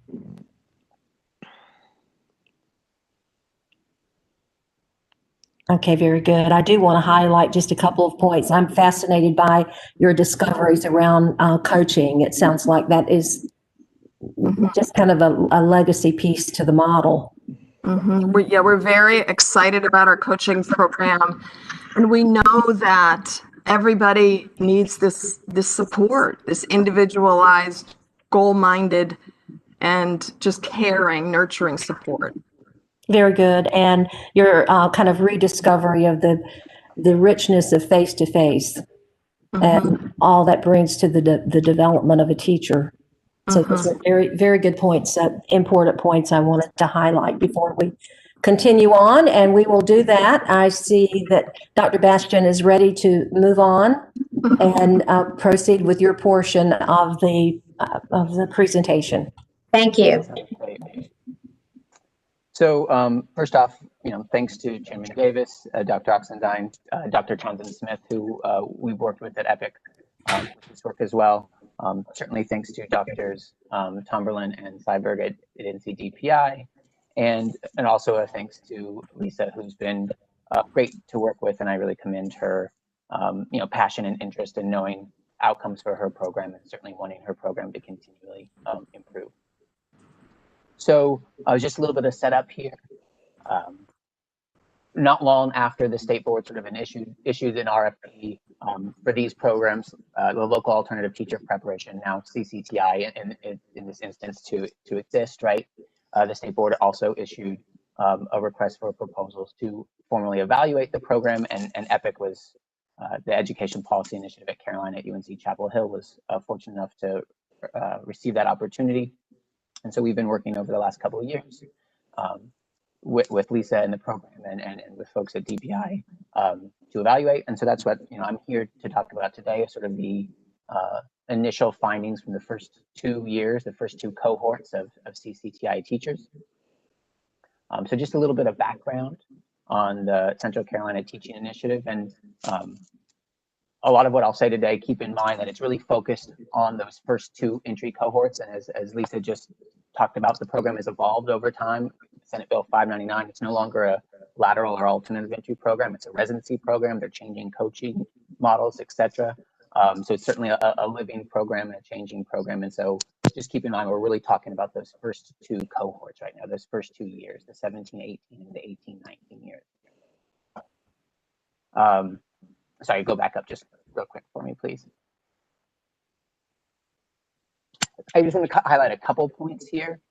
One is that CCTI recruits, Lisa mentioned this idea of recruiting, right? And I think it's important to note that they recruit teachers who are already working in Central Carolina RESA districts, right? That they need, and those teachers need to complete licensure and preparation requirements. And so they're recruiting from a body of teachers who have already been hired in these districts. I think it's important to know.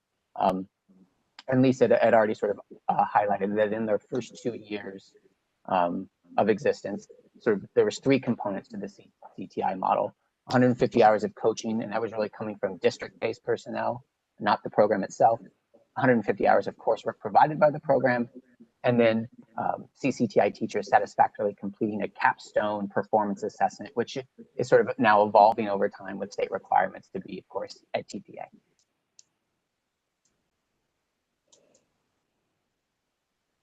All right, so just a little bit of background on the evaluation. Again, we're going to focus on those first two entry cohorts and be looking at data, administrative data from the state, really from the 17, 18, and 18, 19 years. There were 81 entrants in the program in the 17, 18 year, 68 entrants in the 18, 19 year. And we're going to look at outcomes for those teachers relative to a couple of comparison groups. We're going to look at early career teachers who are traditionally prepared and early career teachers who are alternative entry teachers who are working in the same districts and the same schools as CCTI teachers. That's who we'll look at and compare outcomes for. And so we're going to answer 4 evaluation questions today. The first is simply what percentage of participating CCTI teachers are completing the program among those first 2 cohorts when it was typically a 2-year program. How do CCTI teachers perceive the quality of the preparation they're receiving? And we'll do that through the survey that Dr. Seiberg mentioned. EPIC partners with DPI for that sort of beginning teacher survey annually. So we'll use survey data there. We'll look at how effective CCTI teachers are based on EVAS and evaluation rating here in the state. And then lastly, we'll ask whether they're actually remaining in teaching. Are they returning to the same district and the same school in the following year? All right, so there's a lot here. I just want to highlight a few things really. What we're showing is characteristics of CCI teachers and those comparison sample teachers I mentioned in these first 2 years, 17, 18, and 18, 19. The far left columns are for the CCTI entry cohorts, those first 2 cohorts, and the subsequent 4 columns are for those comparison groups, traditionally prepared teachers in the same districts and same schools, and in parallel, alternative entry teachers in the same districts and schools. And I think just the few things I think to pull out here, like we see generally for alternative entry teachers in the state, many more of them are teachers of color than traditionally prepared teachers, and we see this here. You know, more than 50% of the CCTI teachers in their first 2 cohorts were teachers of color. Their average age is, you know, slightly older than these comparison groups, sort of in the mid-30s rather than late 20s, early 30s. They are more likely, if you sort of look down and look at the licensure areas they hold, you know, they're a bit more likely to hold an exceptional children or a career technical education license, and somewhat less likely to hold sort of a middle or secondary grades like ELA or social studies license.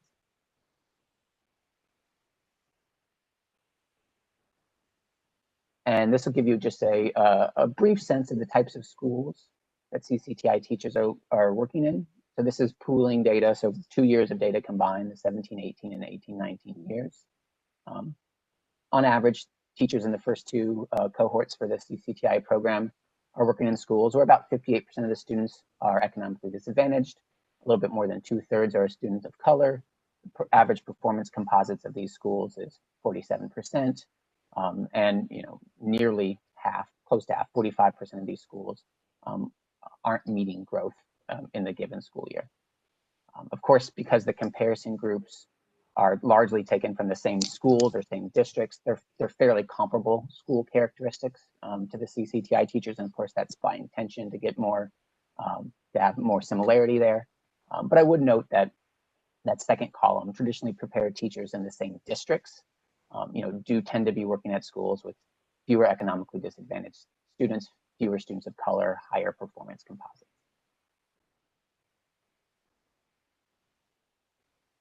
All right, so this is showing results for our first evaluation question, which is just sort of program completion.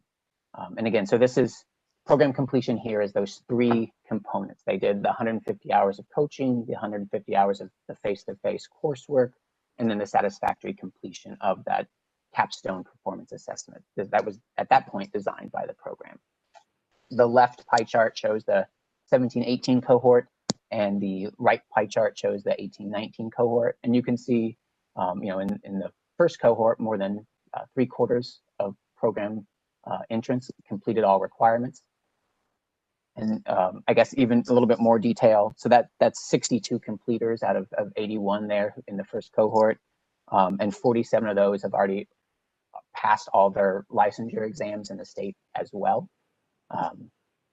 If you look at the second cohort there on the right, 72% have already completed all program requirements. Around 3% are still enrolled in the program and needing to finish up a few program requirements, specifically the capstone sort of performance assessment. And of the 49 completers out of 60, out of 68 right now in the second cohort, 25 have already passed all of their licensure exams as well. All right, so the next two slides are going to show some sort of summary high-level results from the beginning teacher survey, or the teacher satisfaction survey that, again, we partner with Dr. Tomberlin and Dr. Seiberg every year to administer across the state. And so there's really two main sections to this survey. The first, which you sort of see across the top here, across the figure, is a set of about 24 items that ask teachers to think about and reflect on how well they felt they were prepared to do certain teaching tasks, differentiate instruction, use technology, those types of things. And those items, those 24 items, really can sort of be grouped, as you see towards the very bottom under each of the sets of 3 bars. They can sort of be grouped into 3 constructs. So there's survey items that have to deal with instruction, so planning, instruction, and assessment. There's survey items that have to, that deal with creating what we call supportive learning environments, right? They have to do with classroom procedures and management, building relationships with kids, etc., building relationships with homes and parents. And then there's a last set of items that we sort of titled teaching diverse learners. So there are items about teaching English language learners, students of varying abilities, etc.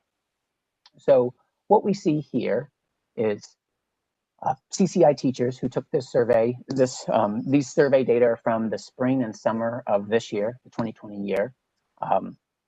There are for approximately, well, I guess they're for 56 respondents in the CCTI program who had completed the program. So from those first 2 cohorts, 56 teachers completed the survey.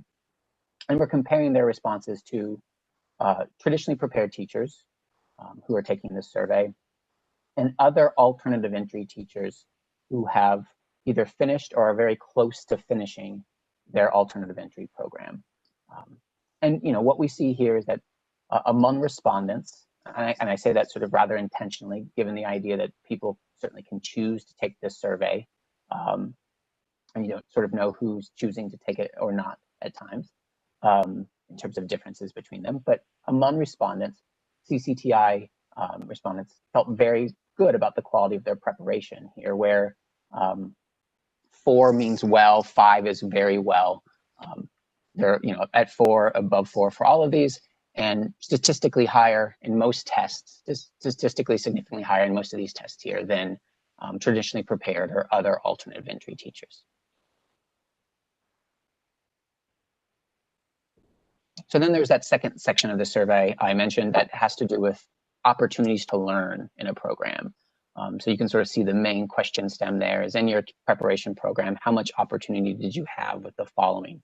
And again, there's about 15 items that follow that stem that have to deal with, of course, opportunities to learn and practice things in program. And those items, those survey items as well, can be grouped under those constructs of instruction, supportive learning environments, and teaching diverse learners. And here, once again, we see that CCTI teachers, the respondents to the survey are reporting that they felt like they had more opportunities to learn than either of these comparison groups, traditional or other alternative entry.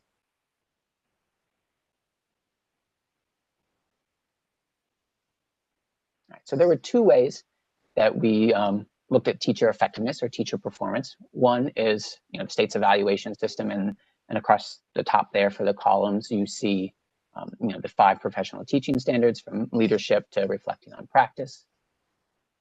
The top panel of this table shows results comparing CCTI teachers versus other teachers in the same district. So in the districts in the Central Carolina RESA in which CCTI teachers are working, and even more granularly versus those who are traditionally prepared versus alternative entry. And the bottom panel shows results for CCTI versus teachers in the same schools in which those CCTI teachers are working in. And really the story here is there's not a lot of difference. There's a little bit of evidence at the top that traditionally prepared teachers have slightly higher evaluation ratings than CCTI teachers in the same districts on those first two standards, leadership and class environment.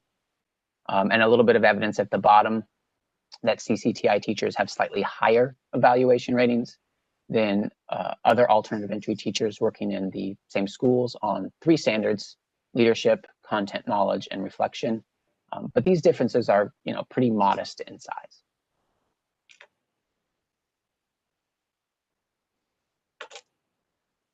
So this figure is presenting EVOS results now.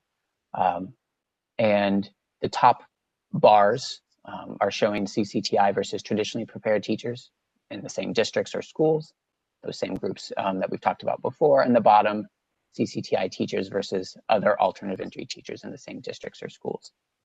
Here there's, of these four comparisons you see, there's no statistical differences in any of them. Obviously the direction of the results are slightly negative for CCTI versus traditional, but quite small in magnitude, and positive for CCTI versus other alternative entry at the bottom, and larger in magnitude, although not significant. To give you just a little bit of sense of those results at the bottom, it's about 14%. You see those values 0.14, 0.13. So that's like 1% of a standard deviation, 14% of a standard deviation. To tell you what that means, on average, there's about 15 to 20% of a standard deviation difference in EVOS for teacher effectiveness for first-year teachers versus second-year teachers. So to make that, again, a little bit more tangible, the idea here is that, CCTI teachers may be, most of that sort of difference between first and second-year teachers more effective than other alternative entry teachers working in the same environments.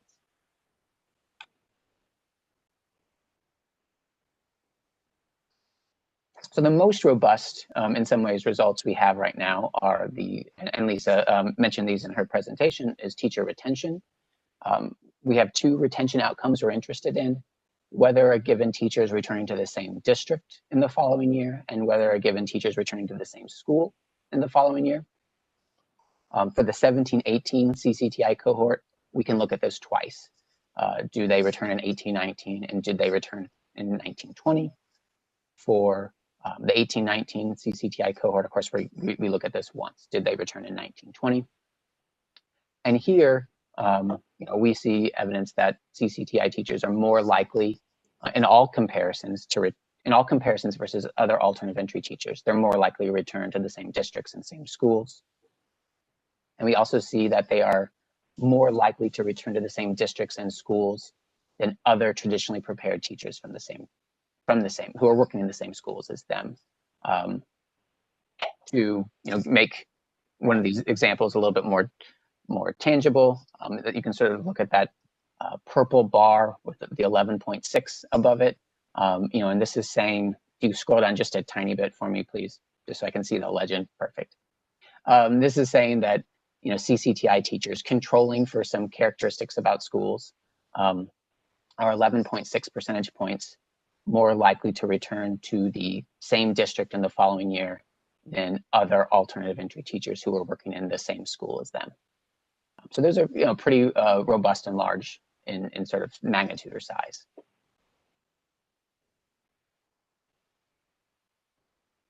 All right, so a summary and just sort of some higher level thoughts, sort of a review of the key results would be, again, that approximately 75% of these teachers are completing the program requirements as those program requirements sort of existed in the first 2 years. Those who are CCTI completers who are responding to that survey were very positive about their preparation and experiences. These teachers are performing comparably to other early career teachers, both traditional or other alternative preparation. And they're more likely, definitely, to return to the same district and school at this point. Few limitations to this work. as I hinted at before, there's definitely the potential for bias in who's responding to the survey. At this point, of course, we don't know if these positive CCTI results are due to the program or it's not mutually exclusive, it could be both, the characteristics of those who are choosing to enter the program and are served by the program, right? And with a longer panel of data and a few more years of this evaluation, we can continue to assess outcomes and look at that. Future work in the evaluation space, as Dr. Seiberg hinted at, et cetera, there'll be some challenges to looking at teacher performance data, given both the loss of NC final exams. CCTA is serving middle and high school teachers, and so the loss of sort of those final exams means fewer EVOS estimates for them. And of course, there's no performance data from the 1920 year. We'll be working to examine preparation costs and some perceptions of the coaching models, and continue to look and assess changes in the program and how it's impacting CCTI participants as it's, of course, transitioned from a lateral or alternative entry program to a residency program. But I did want to note that, certainly in terms of key takeaways, I think it's a little too early to be making sort of broader definitive statements about sort of the effectiveness of the program, but there's definitely positive and encouraging evidence that the program is doing good things for teachers and is, building strong partnerships with, member districts in the Central Carolina RESA. And I think that that idea of partnerships between teacher preparation and districts is really valuable and important. And that's it. So thank you very much. Thank you very much, Dr. Bastian and Ms. Sonricker. This was a very informative presentation. It's always good to, after the state board approves exciting initiatives and a couple of years or thereafter, we are reminded of those exciting initiatives and all the good things that come forward from them. I would just pause for a couple of minutes and ask my colleagues if anyone has a question or a comment that you would like to pose at this time.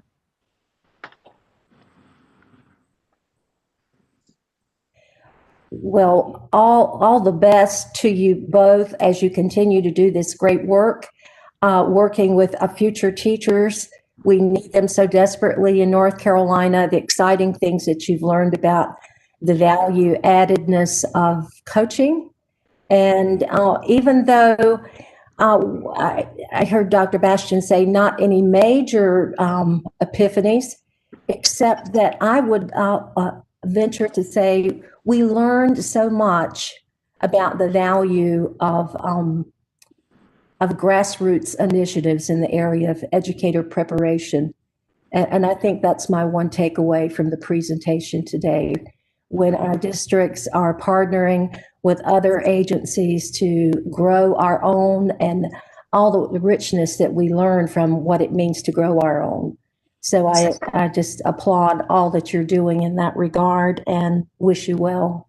Thank you so much. Thank you so much, Dr. Oxendine. Thank you for the opportunity. Thank you very much. We appreciate it. Thank you very much. And we will go on to the next item under ES&P is the State of the Teaching Profession Report. This is an annual report that comes to the state board. It's one of those that I regard as just very much like the teacher working condition survey. It's chock full of data. The report has endless uses around a school improvement team table or a district meeting with HR directors. All that we can learn from this report is just pretty much endless. So with that said, I will turn to Dr. Tomberlin for the presentation. Thank you, Dr. Oxendine. Good morning, members and advisors of the State Board. I am happy to present our findings on the annual report of the State of the Teaching Profession to you today. I would like to preface this with just a little explanation of how we do this. The report measures attrition and mobility from March of 2019 to March of 2020. Because it falls, that window falls March 2020 specifically, this report, you will not see any anomalies in movement or attrition due to COVID-19 because we captured this data before any of those events might have occurred. So next year's report possibly is going to be a lot more interesting in terms of how teachers moved or might have left the profession as a result of the pandemic. So I just wanted to make that little preface to you as we launch into this. So the first thing we look at is the employment attrition and mobility trends annually. So we're giving you 3 years here. This is 2017-18 through 19-20.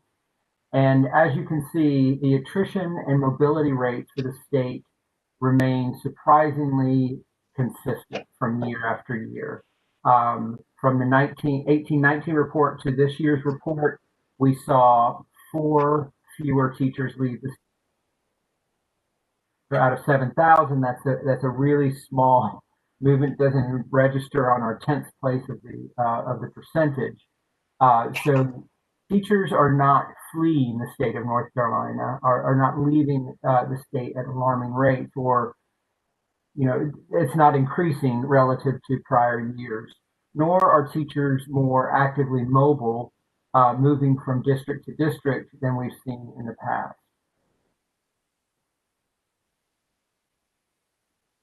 So here we look at the percentage of teachers by years of experience, and this is helpful to understanding where some of the attrition might be coming from, and are those reasons policy relevant. And as you can see here, we have this classic kind of U-shaped graph indicating that teachers in the early years of their career are more likely to leave the profession or leave teaching in the state of North Carolina than teachers that are mid-career. And of course, as you move closer to 30 years of teaching experience, you see a precipitous increase in the number of teachers that are leaving the profession, likely due to retirement. And so the right-hand side of this is probably less policy relevant than the left-hand side. Why are these teachers, the early career teachers, leaving at such greater rates? Of course, for some of them, it could be, they come to the realization that teaching is not the right fit for them. But certainly, there are other reasons why an early career teacher may be leaving the profession early. You will notice that big dip at year 3. I cannot explain that. We've checked the data a couple times to make sure that that's accurate, and it is. For some reason, in this year's report, we have not seen this in other years. There was a sharp decline in attrition for teachers who were coming up on the end of their IPL transition. This would be the conversion year, and so there may be some relationship to that, but we're not clear about that.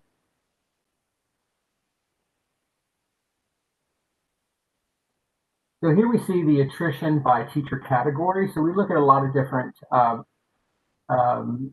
classifications of teachers to understand if there are large differences in the attrition rate due to those categories. And as you can see, experienced licensed teachers make up the bulk of our teaching force. They have about right at a 7% attrition rate across the state, which was reflected in that graph I showed you earlier.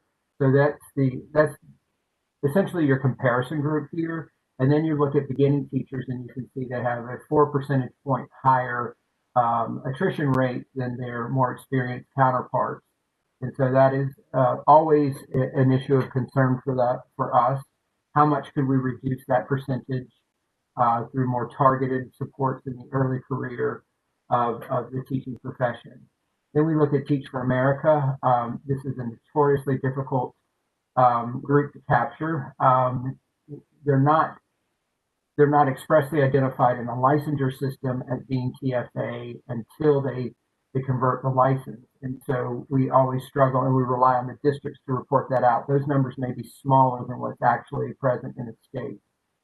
VIF, of course, there is planned attrition in this. Both Teach for America and VIF have limited contracts, 3 and 5 years respectively. And so we do expect a fair amount of attrition from those groups as those contracts expire with those groups. And then finally, the lateral entry teachers exhibiting a 13.6% attrition rate, which is pretty high. I do want to point out that those lateral entry teachers, they are not exclusive from the beginning teachers. So many of the lateral entry teachers are also reflected in the beginning teachers. And that high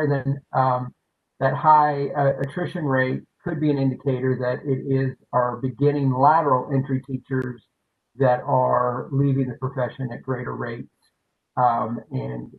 look to, and I would include residency in that moving forward, looking at that number to see if the residency model actually helps in the retention of those teachers, improving those outcomes for our alternatively prepared teachers. So the reasons, one of the most important aspects of this is gathering the reasons why for the attrition from the state. And as you can see here, the vast majority of the reasons are personal reasons. Many of these are changing career,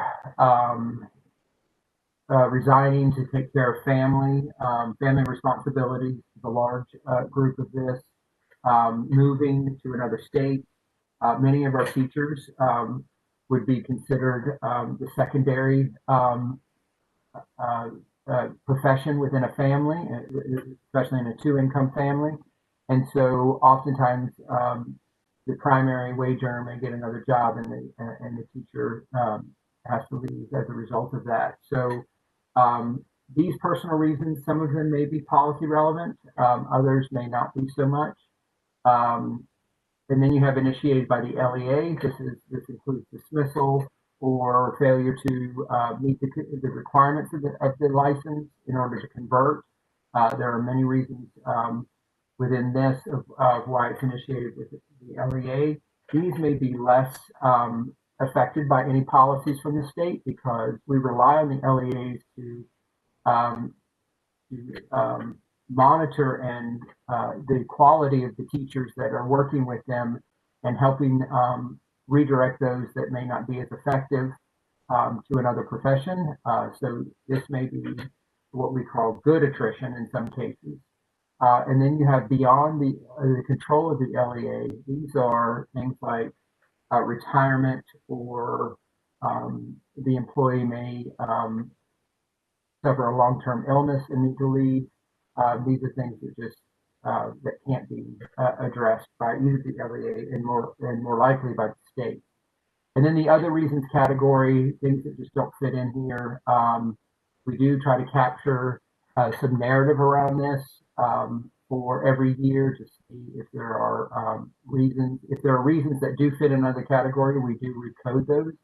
And we started that about 2018-19. So you can see that large drop is due to the fact that we started looking at these and recoding them into existing codes where it was applicable. But many of these are kind of unique situations that teachers are experiencing that force them to leave teaching in North Carolina.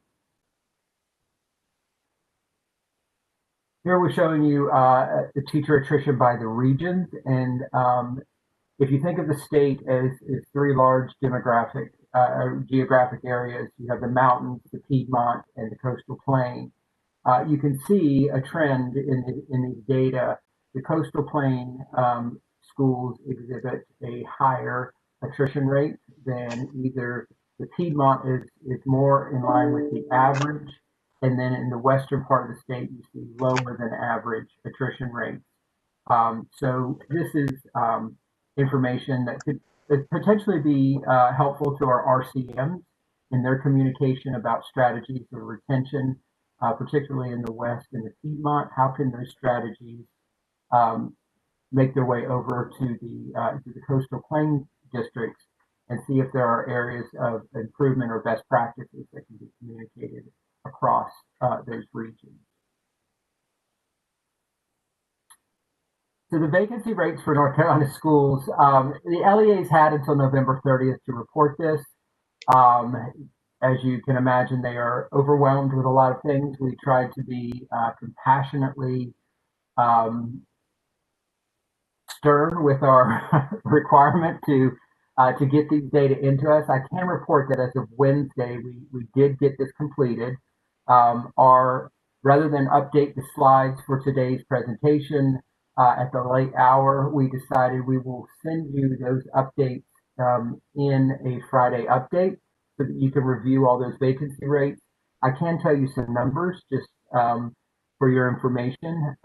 We measure this on the first day of school and on the 40th day of school. The 40th day of school is required in legislation, but we go ahead and do the first day so we can get a sense of how well districts are able to kind of address the vacancy issues from the first to the 40th day. As of the first day across the state, we had a vacancy rate from the districts of 2.8%. And that's a little higher than what we reported last year. But it's unclear to us whether that's if we're just experiencing better reporting on this, or if there was an increase in the vacancy rates. But then on the 40th day, we saw that decline to about 1,600 vacancies across the state. And that's a 1.7% vacancy rate on the 40th day. So that's a 65% reduction in the vacancy rates that the LEAs, who are struggling with many other issues right now, were able to reduce that by 65% across those 40 days. We applaud their efforts, and we know that this vacancy situation is an ongoing issue for districts. The vacancy doesn't stop on day 40. They will continue to experience vacancies throughout the school year and struggle to replace those with licensed certified staff. We also measure by subject area. Of course, we didn't have these data in at the time, but I can tell you that across the state, we continue to see the highest vacancy rates in the core subjects in elementary grades. So your regular, what we would consider regular elementary school teachers who teach the core subjects of ELA, reading, math, science, and social studies. We do see high vacancy rates, the highest vacancy rates in that particular area. Of course, that's the largest group of teachers as a block in the state. But we're also seeing high numbers in exceptional children's teachers, both in all three types of schools, that is elementary, middle, and high school. Those vacancy rates are higher than what we're seeing for other subject areas. The report will contain the counts of the vacancy rates by subject area for you to review when we send you the updated document on your Friday update.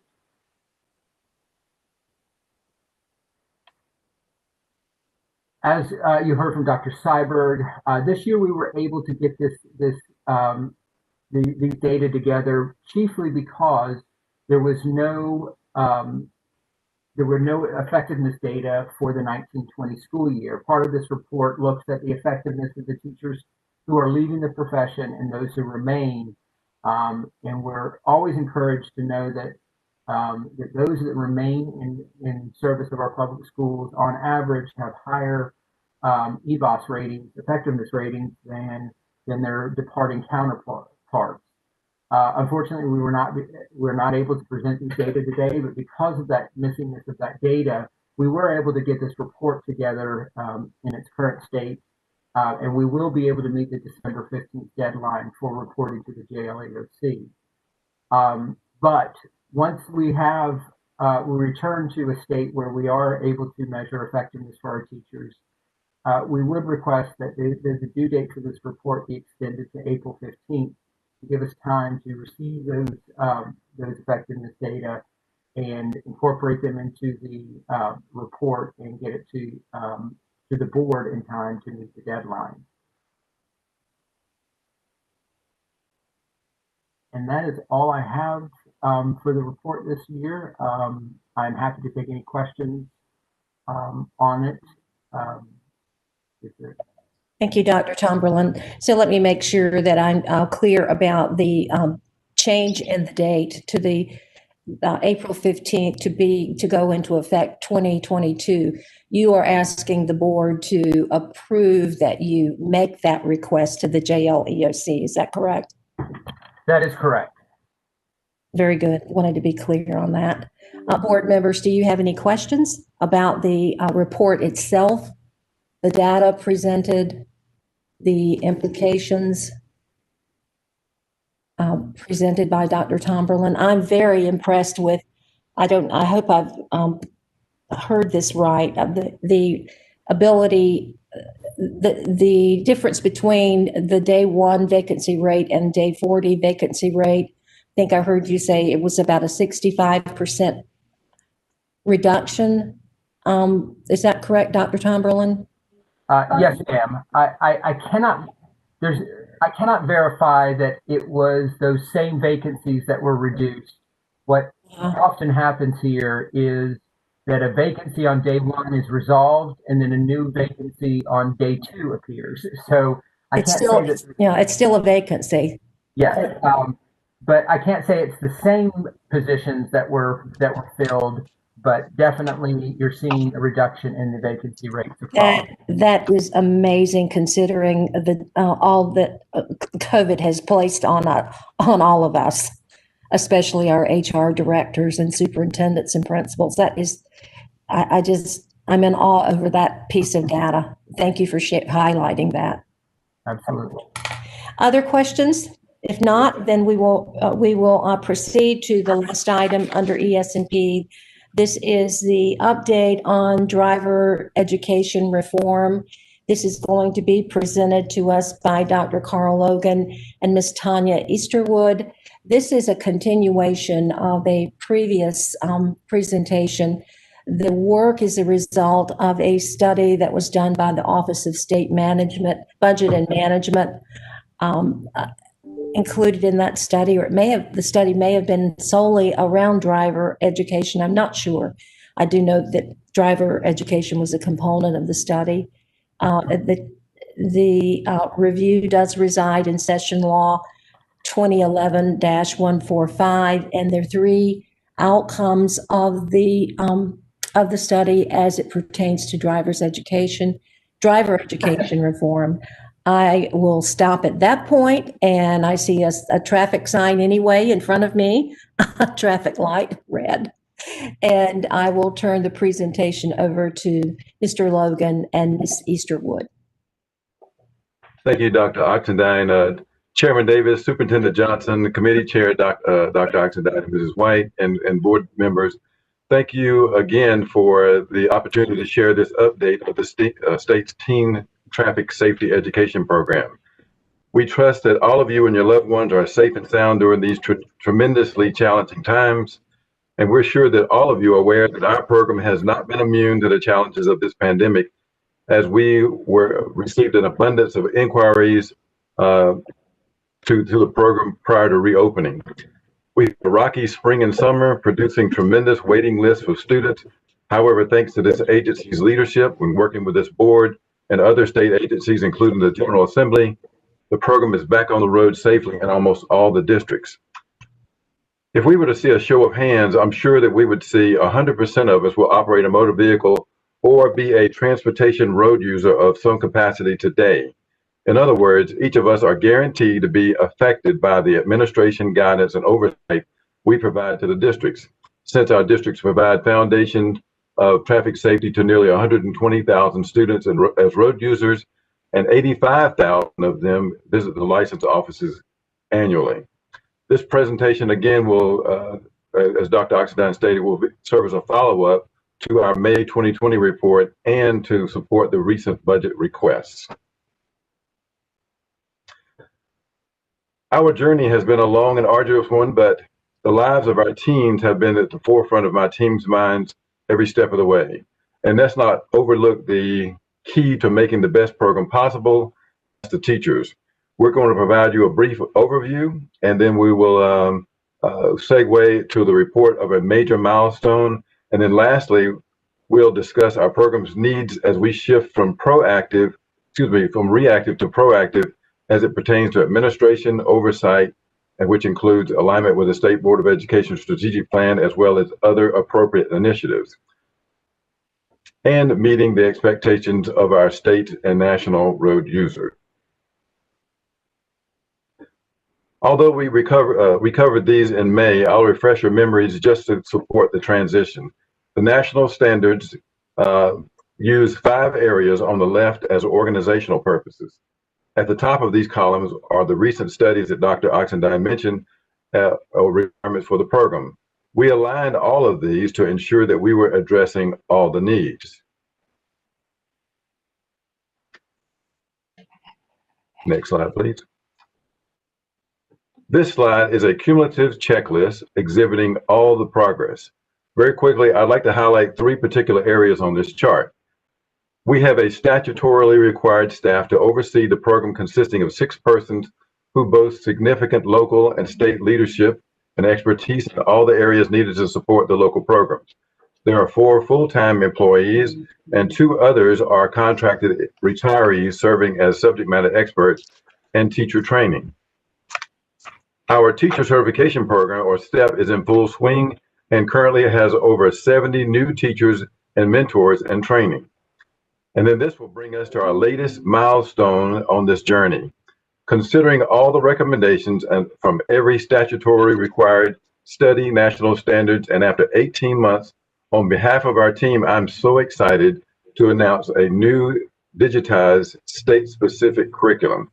So I'll hand off to Mrs. Tanya Easterwood, who is our project manager, who will be presenting this second crowning achievement. Good morning, everyone. As I prepare to present today, I first wanted to do a high-level overview of why and how we're doing what we do. So, of course, you see our values and our tools, and then also our business priorities. The reason that I feel that our tools are so important is because these are the tools mainly that the agency has already adopted, which will be Canvas, Yammer, and SharePoint. So Canvas, of course, will be our online classroom environment, but Yammer and SharePoint allows us to create better communication with our districts. And Yammer gives us a look and feel of social media, which many of us are familiar with. In addition to that, we adopted CD Labs and Articulate. CD Labs is actually a software that removes the ability of, the need to have a programmer and allows an everyday user to have design skill sets for our classroom. And then Articulate allows us to change the words into engaging images and interactivities.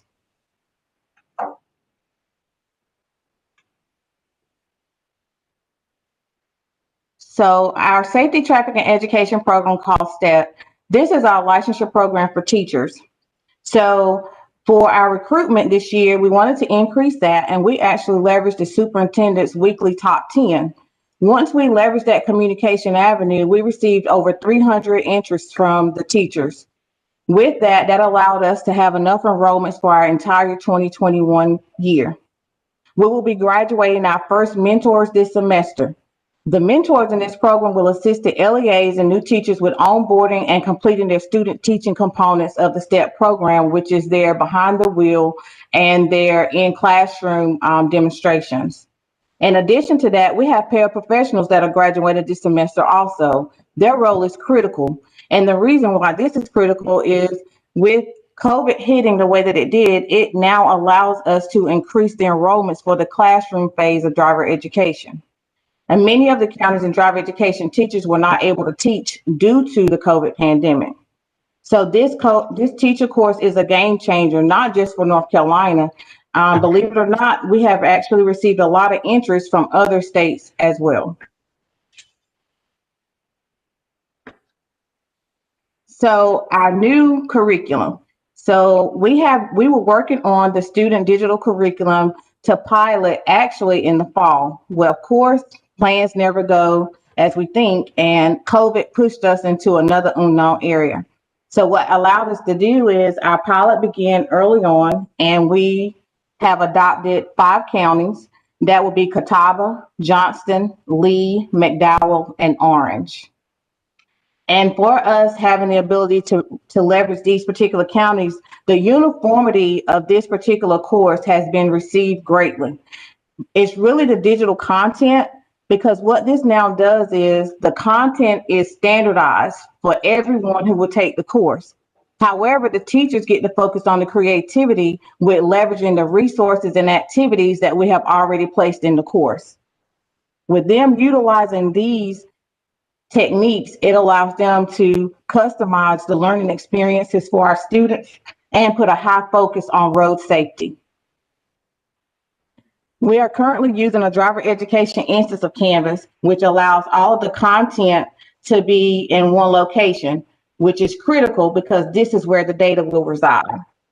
Finally, DPI will have the driver education data that they can use that will not only be for driver education, but will be able to interact with other databases and systems that we currently have in the building. And it will be a game changer for collaboration with DMV as they are preparing to do online testing functionality in the future. With the data being owned by DPI, the conversations around data integration and the standardized course collaboration with DMV has also opened opportunities, as this will lay a foundation and an example for other states as well. What we do realize with the cost is Canvas is a little over $3, where the minimum cost for the courses that we've seen is it can go anywhere from $11 to $20 per student in one of the local grown programs. But then if you go privatized, that program can cost anywhere from $500 and above. So it's a really a great cost saver. So as we're taking a look at this program restart map, as you can see, we have 2 counties in red that have not restarted, which will be Halifax County and Washington. Though Roanoke Rapids is located in that area, they have restarted the classroom portion. Many of the counties have restarted. However, they are starving for the digital content because they are limited to the number of students that they can serve. And with this, we are limited because the demand is greater than the space that we have based on funding and what the system was originally designed for, which was a pilot. This also lays a foundation for us as we do the curriculum with the students, that with Johnston County, we'll begin the brainstorming and conversations around the parental involvement piece. And implementing the parental involvement piece and working on UNC, that will complete that checklist that was referenced previously to show that all of the studies that have been done around driver education, we have laid a solid foundation for reporting back for DPI. At this time, I'll hand it back over to Mr. Logan. Thank you. And Dr. Townsend, you can stay on the North Carolina map for just a moment. The following 5 slides serve as 3 purposes of our update. It's always interesting how different the same data can serve different purposes.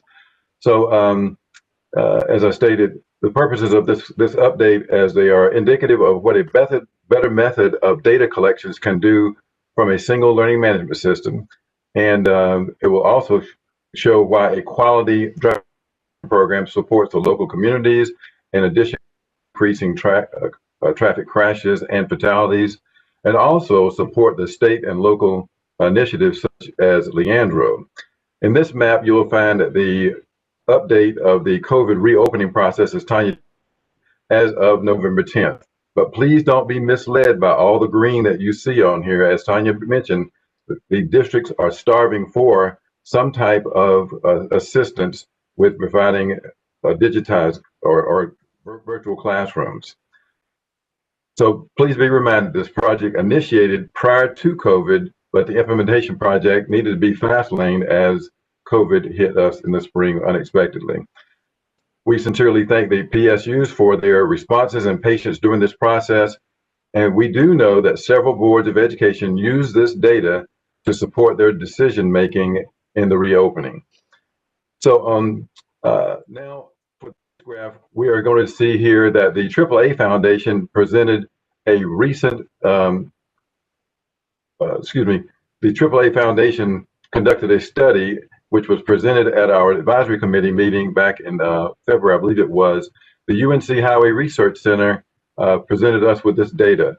Very briefly, this shows licensing before the 18th birthday as is impacted by economics.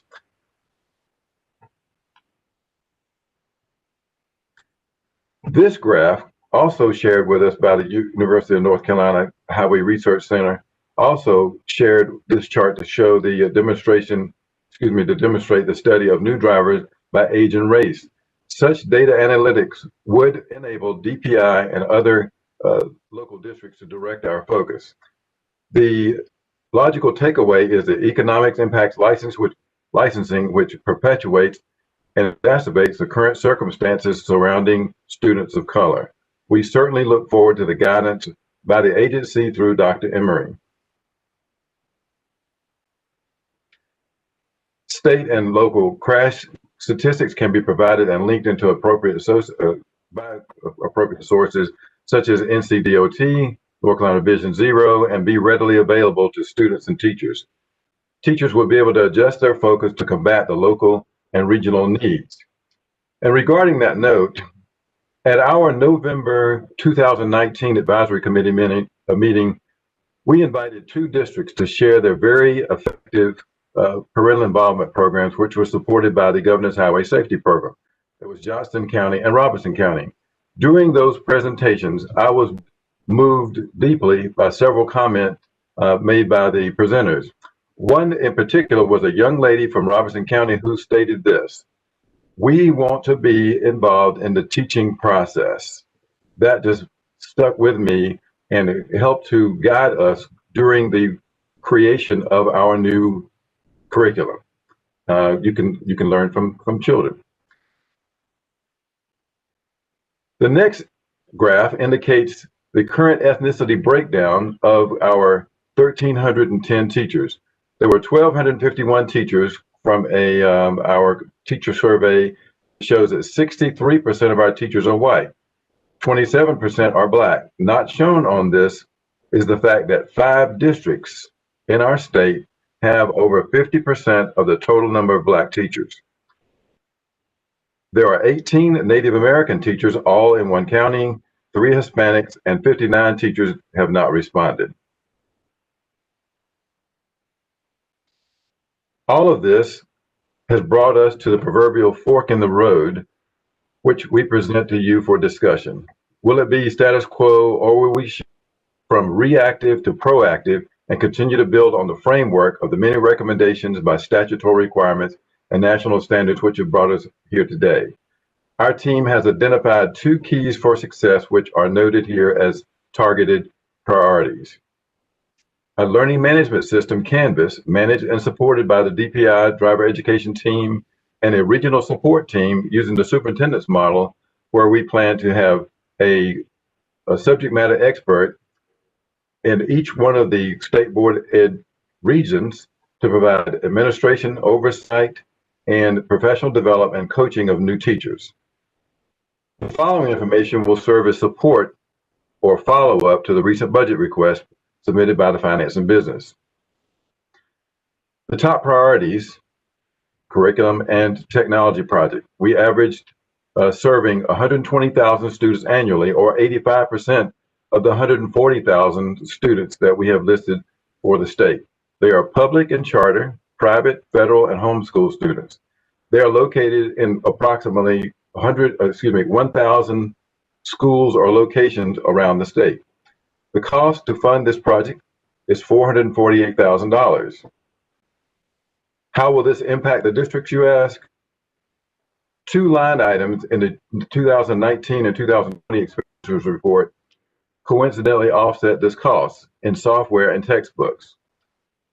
A note here is that 10 districts spent nearly $250,000 in driver education software in that year. As Tanya mentioned, ranging from $11 to $27 per student. The second project is a regional support project, which is what I just mentioned, with the 8 subject matter experts serving as support to the districts. Our combined benefits, uniformity, oversight and accountability, addressing contractual nuances, immediate COVID relief, if this goes into effect upon enactment, delivery flexibility, efficacy, and of course, has been the common theme at the state board meetings is compliance with Leandro. If approved, we will need to adjust current policy and work with DMV to facilitate needed changes in their admin code, which creates challenges in our administration. On a very important note, there is no need for additional full-time employees at DPI to make this all work. Our goal is to provide the most efficient oversight and support to better produce accountability and uniformity without decreasing the flexibility, as we know that one size does not fit all. So again, thank you, Dr. Oxendine and Ms. White, as well as the rest of the board, for your continued interest in this vital program. Thank you, Mr. Logan and Mr. Easterwood, for the fine presentation. I would open the floor up for questions from my colleagues. I'm just very excited about what is taking place in terms of the reforms underway, and certainly want to invite you, hope that you will be, and maybe that's going to be a natural process that you come back to the state board to keep us updated on the progress that you're making. It's exciting to hear things like a standardized curriculum, and the fact that that will allow the teachers to be a bit more creative in their approaches. I believe the reform also calls for, or the study also called for, a strategic plan, and I'm sure that that is underway. It certainly dovetails perfectly with the work of the State Board of Education.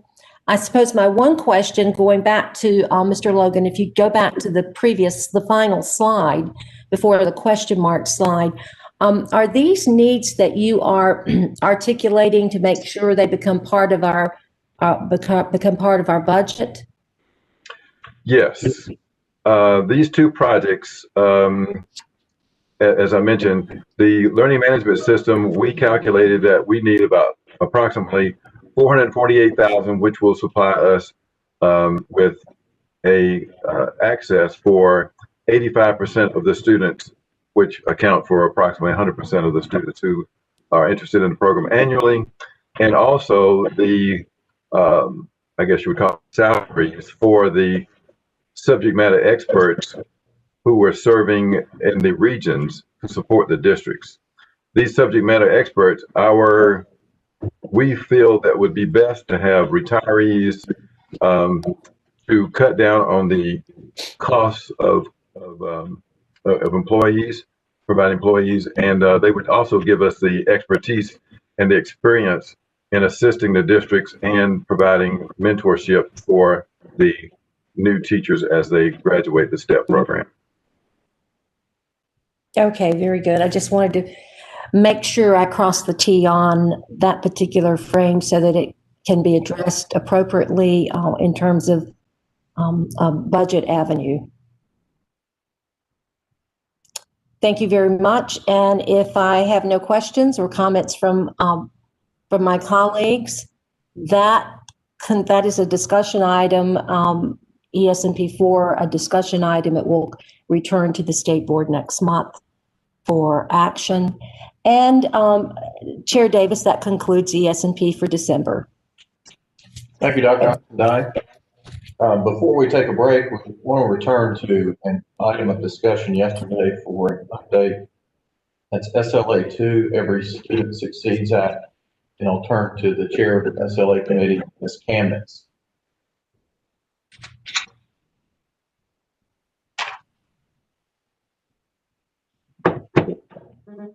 You're muted, Ms. Kamnitz.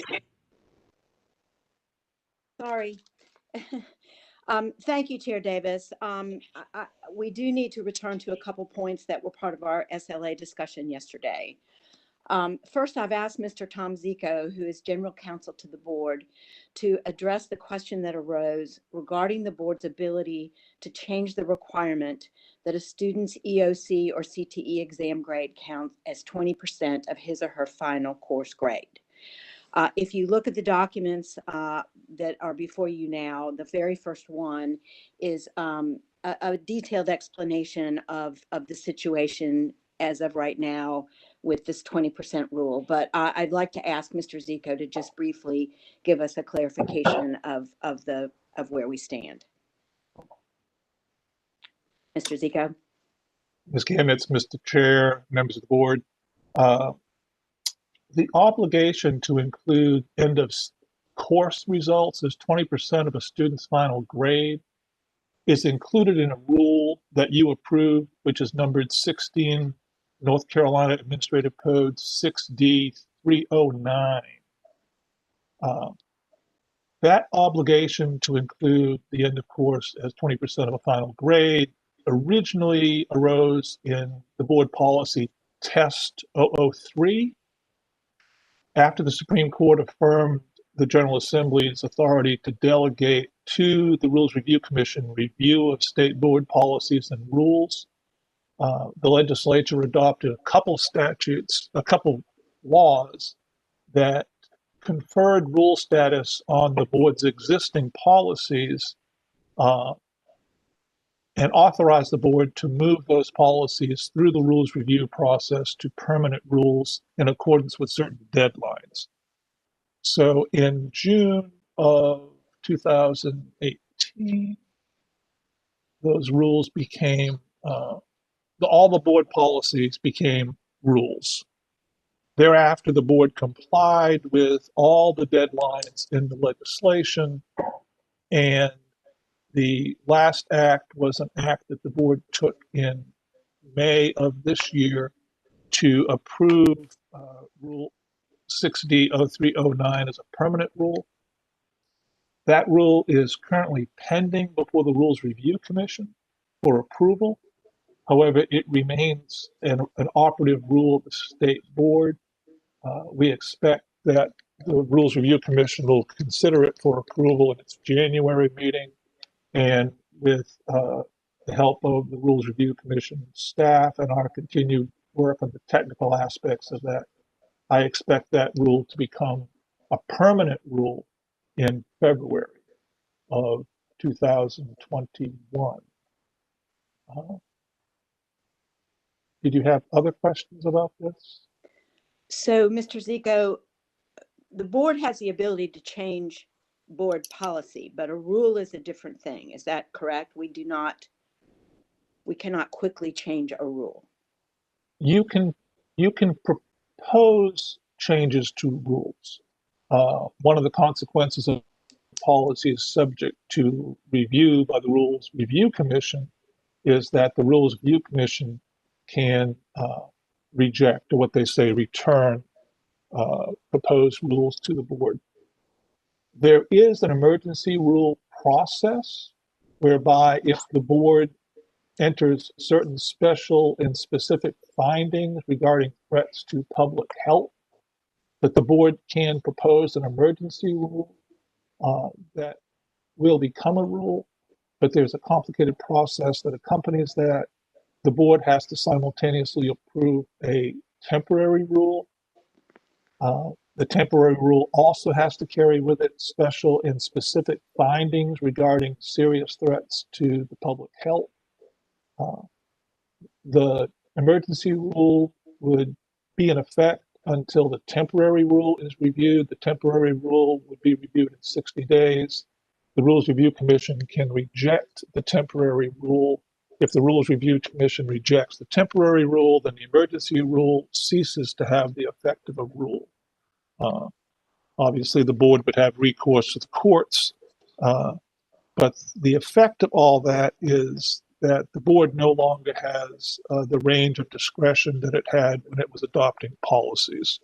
you now must adhere to the publication requirements and the statutory obligations for adopting rules under Chapter 150B.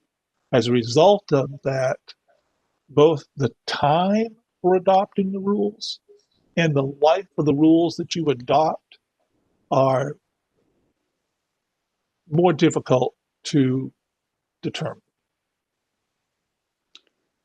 Thank you, Mr. Zico. Colleagues, any questions about this process? Yes, Ms. Kamnitz, Mark Johnson. One question that comes to mind first off is, if it's a pending rule to the Rules Review Commission, couldn't the state board ask you to withdraw that pending rule? All right. Superintendent Johnson, you've got the history with this more than I do, but you realize this was a long and tortured path. All right, so the fact of the matter is, the reason this rule is pending before the Rules Review Commission is that when the board proposed it as an emergency rule and subsequently as a permanent rule, there is in the administrative code a rule, 06D.305, which covers the same material. And that material includes, as you might recall, a 25% requirement for end of course results to be included in a student's grade. So one of the effects of 06D.0309 was to reduce the requirement from 25% to 20%. When the board submitted 06D.0309, reducing the percentage from 25 to 20, the Rules Review Commission pointed out that the board already had on the books a rule that required 25%, and they would not publish the 0309 rule until the board repealed the 0305 rule. In accordance with those instructions, the board took action to repeal 0309. But because of the requirement that repeal of rules comply with all the rules regarding the making of rules, the board's action to repeal the rule is ineffective until after the public comment period and the Rules Review Commission accepts it. So if you were to withdraw 0309, now there's more in 0309 than just this 20% rule. There's test administration. But if you were to withdraw it, 0305 would still be on the books, and it will be on the books through December. The comment period ends on December 14th, so it will remain on the books until the Rules Review Commission takes action in January. So if that's the administrative rule on the books, why do districts require 20% of the grade to be UC and not 25%? No, it's not. You asked what would happen if you withdrew 309. 309 is the pending rule that, by virtue of the General Assembly's action, became a rule without any action whatsoever. The General Assembly deemed all the board policies to be rules and would remain rules as long as the board met certain deadlines. The board initiated and met all the deadlines for 309. So 309, when it was testing Rule 0003, became a policy by virtue of the General Assembly's action in Session Law 2018 114. So it was the General Assembly that made the testing policy 003 a rule. It remains a rule as long as the board meets its deadlines. The board has met all of its deadlines, so it remains a rule. But you suggested if it withdrew that rule, then it would cease to be a rule, and the existing 305 would then be resurrected because it has not been repealed.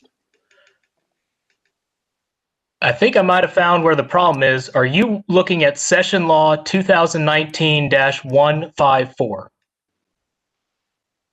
2000, yeah. Well, okay, so 2018, 114 was the first one. 2019, 154 was an amendment that changed some of the terminology and switched and extended the deadlines. But the board met all the deadlines in both of those requirements. And both of those statutes, well, both of them made all the policies rules. But as long as the board met its deadlines. But is it not what it says in that session law that if they're not permanent rules, they expire by May 30th, 2020? Okay, now you're misunderstanding how the statute works.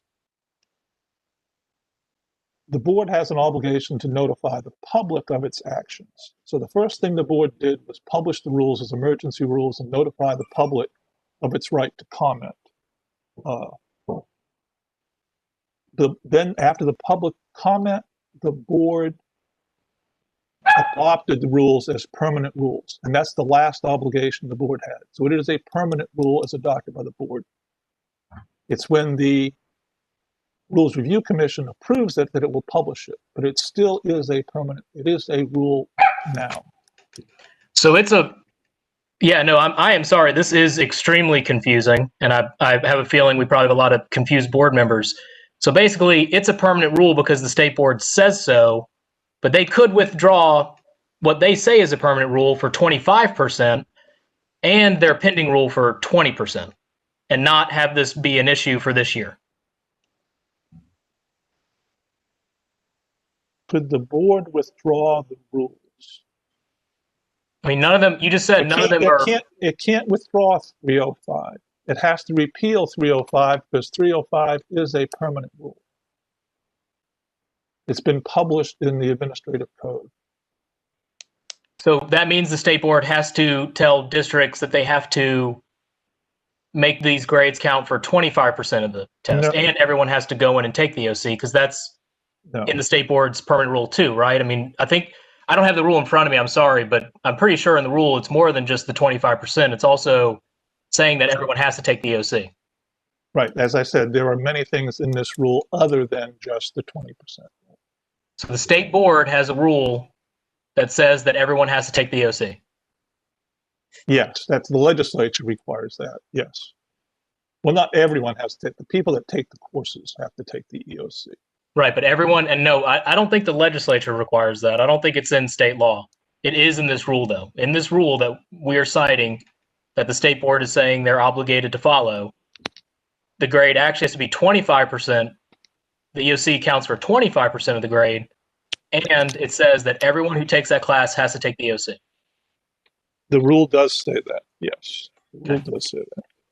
Well, like I said yesterday to the state board, I still do not believe this is a valid rule, but it sounds like you can also withdraw the rules that you have pending, and that this still, and even if you can't do all that, you can do an emergency rule to very quickly change this before it becomes an issue for students.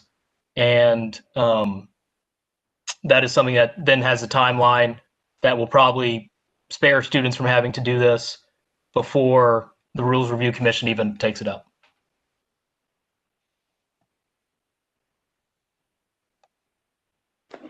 Again, Mr. Zico, I'd like you to reiterate your opinion that the rule, that we do not have the power to release the responsibility for the 20% testing requirement.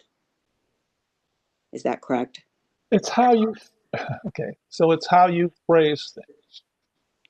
You do not have the power on your own to do that right now. All right, thank you. You would have to enact an emergency rule. Then the emergency rule would come into effect. And then the temporary rule would be reviewed. and it that is might not be approved. And back to what I think I heard you say earlier, timing wise, we're completely uncertain as to how long that process would take. It's not completely uncertain. We are There uncertain. are dates. You don't have control over all the time frame. Okay. The rules have to be reviewed by the codifier. The statement of need has to be reviewed by the codifier. It has to be published. All that can happen reasonably quickly, but the rule only has a lifespan of 60 days unless the temporary rule is approved. The temporary rule could be rejected. The board could be in a position where different rules applied in the fall and the spring.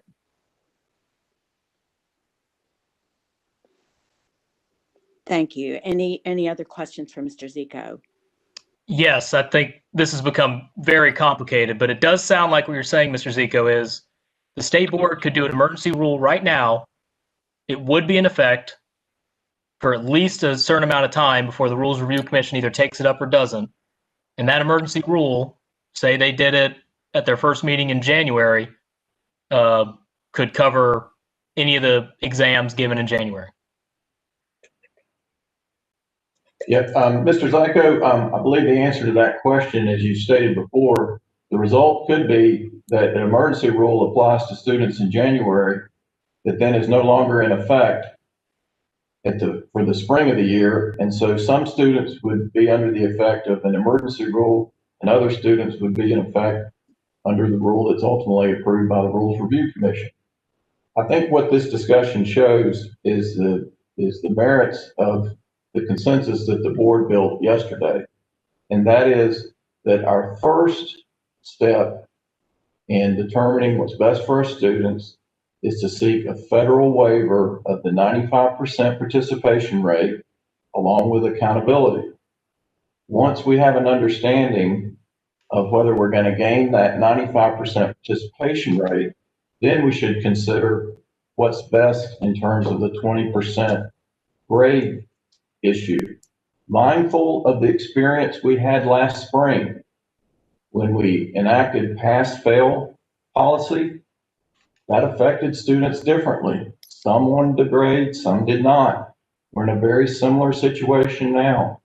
We should be very cautious on moving forward with changing that 20% provision until we have an understanding of the federal requirement around the 95% participation rate.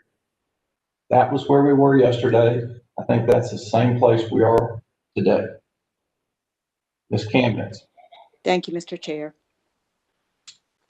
If there are no other board. I do. No, I do, Ms. Camden, because no, Mr. Davis, I completely respect what you're saying, that you are worried about the 95%, and that is a valid concern, and the 20% of a grade. And one thing that has not been mentioned in all this is the part of the rule that says that all students who take the class must take the EOC. Those two things do require people to come in. I am just putting out there that for the immediate situation that we have students in, there is the path forward that the state board could withdraw this 309, which is the one that's pending, let 305 be repealed, and then you can start over with this instead of having this be an issue for a lot of people who are very concerned in December and January of sending their students to take an end of course test. I also think we need clear direction from the state board. So 309 is pending, that's the 20%. If the state board is saying that we are under 305, then we need to give out new guidance to the district saying that it's actually 25% of the grade, because that's what's in 305. That is not true. So, okay, I mean, no, okay, why would that not be true? It's because 309 was testing policy 003, which when the General Assembly passed Session Law 2018-114, automatically became a rule as long as the board met its deadlines. So testing 003 superseded 305 as long as the board met its deadlines. It's still pending, so it still supersedes 305. If you withdraw 309, 305, well, the board had repealed 305, but the repeal is not effective yet. So, oh, okay. When is that effective? Because I think this is becoming more clear of what a path forward would be if the board wants to take it. So when would, thank you, Mr. Zico. So when would 305 officially be repealed? the public comment period ends December 14th, and it would come back before the Rules Review Commission in January. Okay, no, it is very close, but it definitely sounds like there's a path forward if the board wants to take it, to where withdraw 309 and let 305 be repealed, and then start the rulemaking process again to figure out if this is something you want after you know whether or not you're going to get a waiver from the 95%. So if this is something for me, I'm just trying to make this clear, because this is very confusing for everyone listening. But this is obviously a policy decision for the state board and for the next state superintendent. If you Mr. Duncan. Well, briefly, I think we're agreed on the 95% waiver request is the first and most important step, because the 20% participation rate is a hinging point, if you will, to assist in the 20% for the grade is a hinging point to encourage the 95% participation. We're all well aware and have all received correspondence in which constituents have expressed concern, and we take those seriously.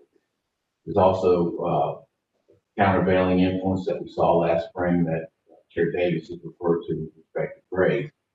There's two other elements here that exist. The board has already indicated as a policy matter that it would waive that there's a alternative timing sequence for taking the test that can be available.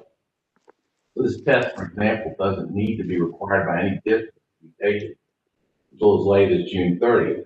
And we all understand that's not as ideal a situation as taking immediately after the course, but in the balancing of various circumstances, the district has a significant flexibility in terms of the timing of the test and in terms of making this otherwise from a health standpoint. In addition to that, the district can have further flexibility with respect to what grade what the grade scale looks like with respect to this test under these circumstances, and the board has already pointed that out as a policy matter. So there are ways, again, we go back to the 95% is the first and most important thing. Once we get a waiver, if we're successful in getting a waiver, and we certainly don't have any assurance that's going to occur, but if we're successful in getting a waiver, and the board very much supports that from a consensus that we received yesterday, then we can continue to deal with the situation the best possible way with respect to the rules that are already in place.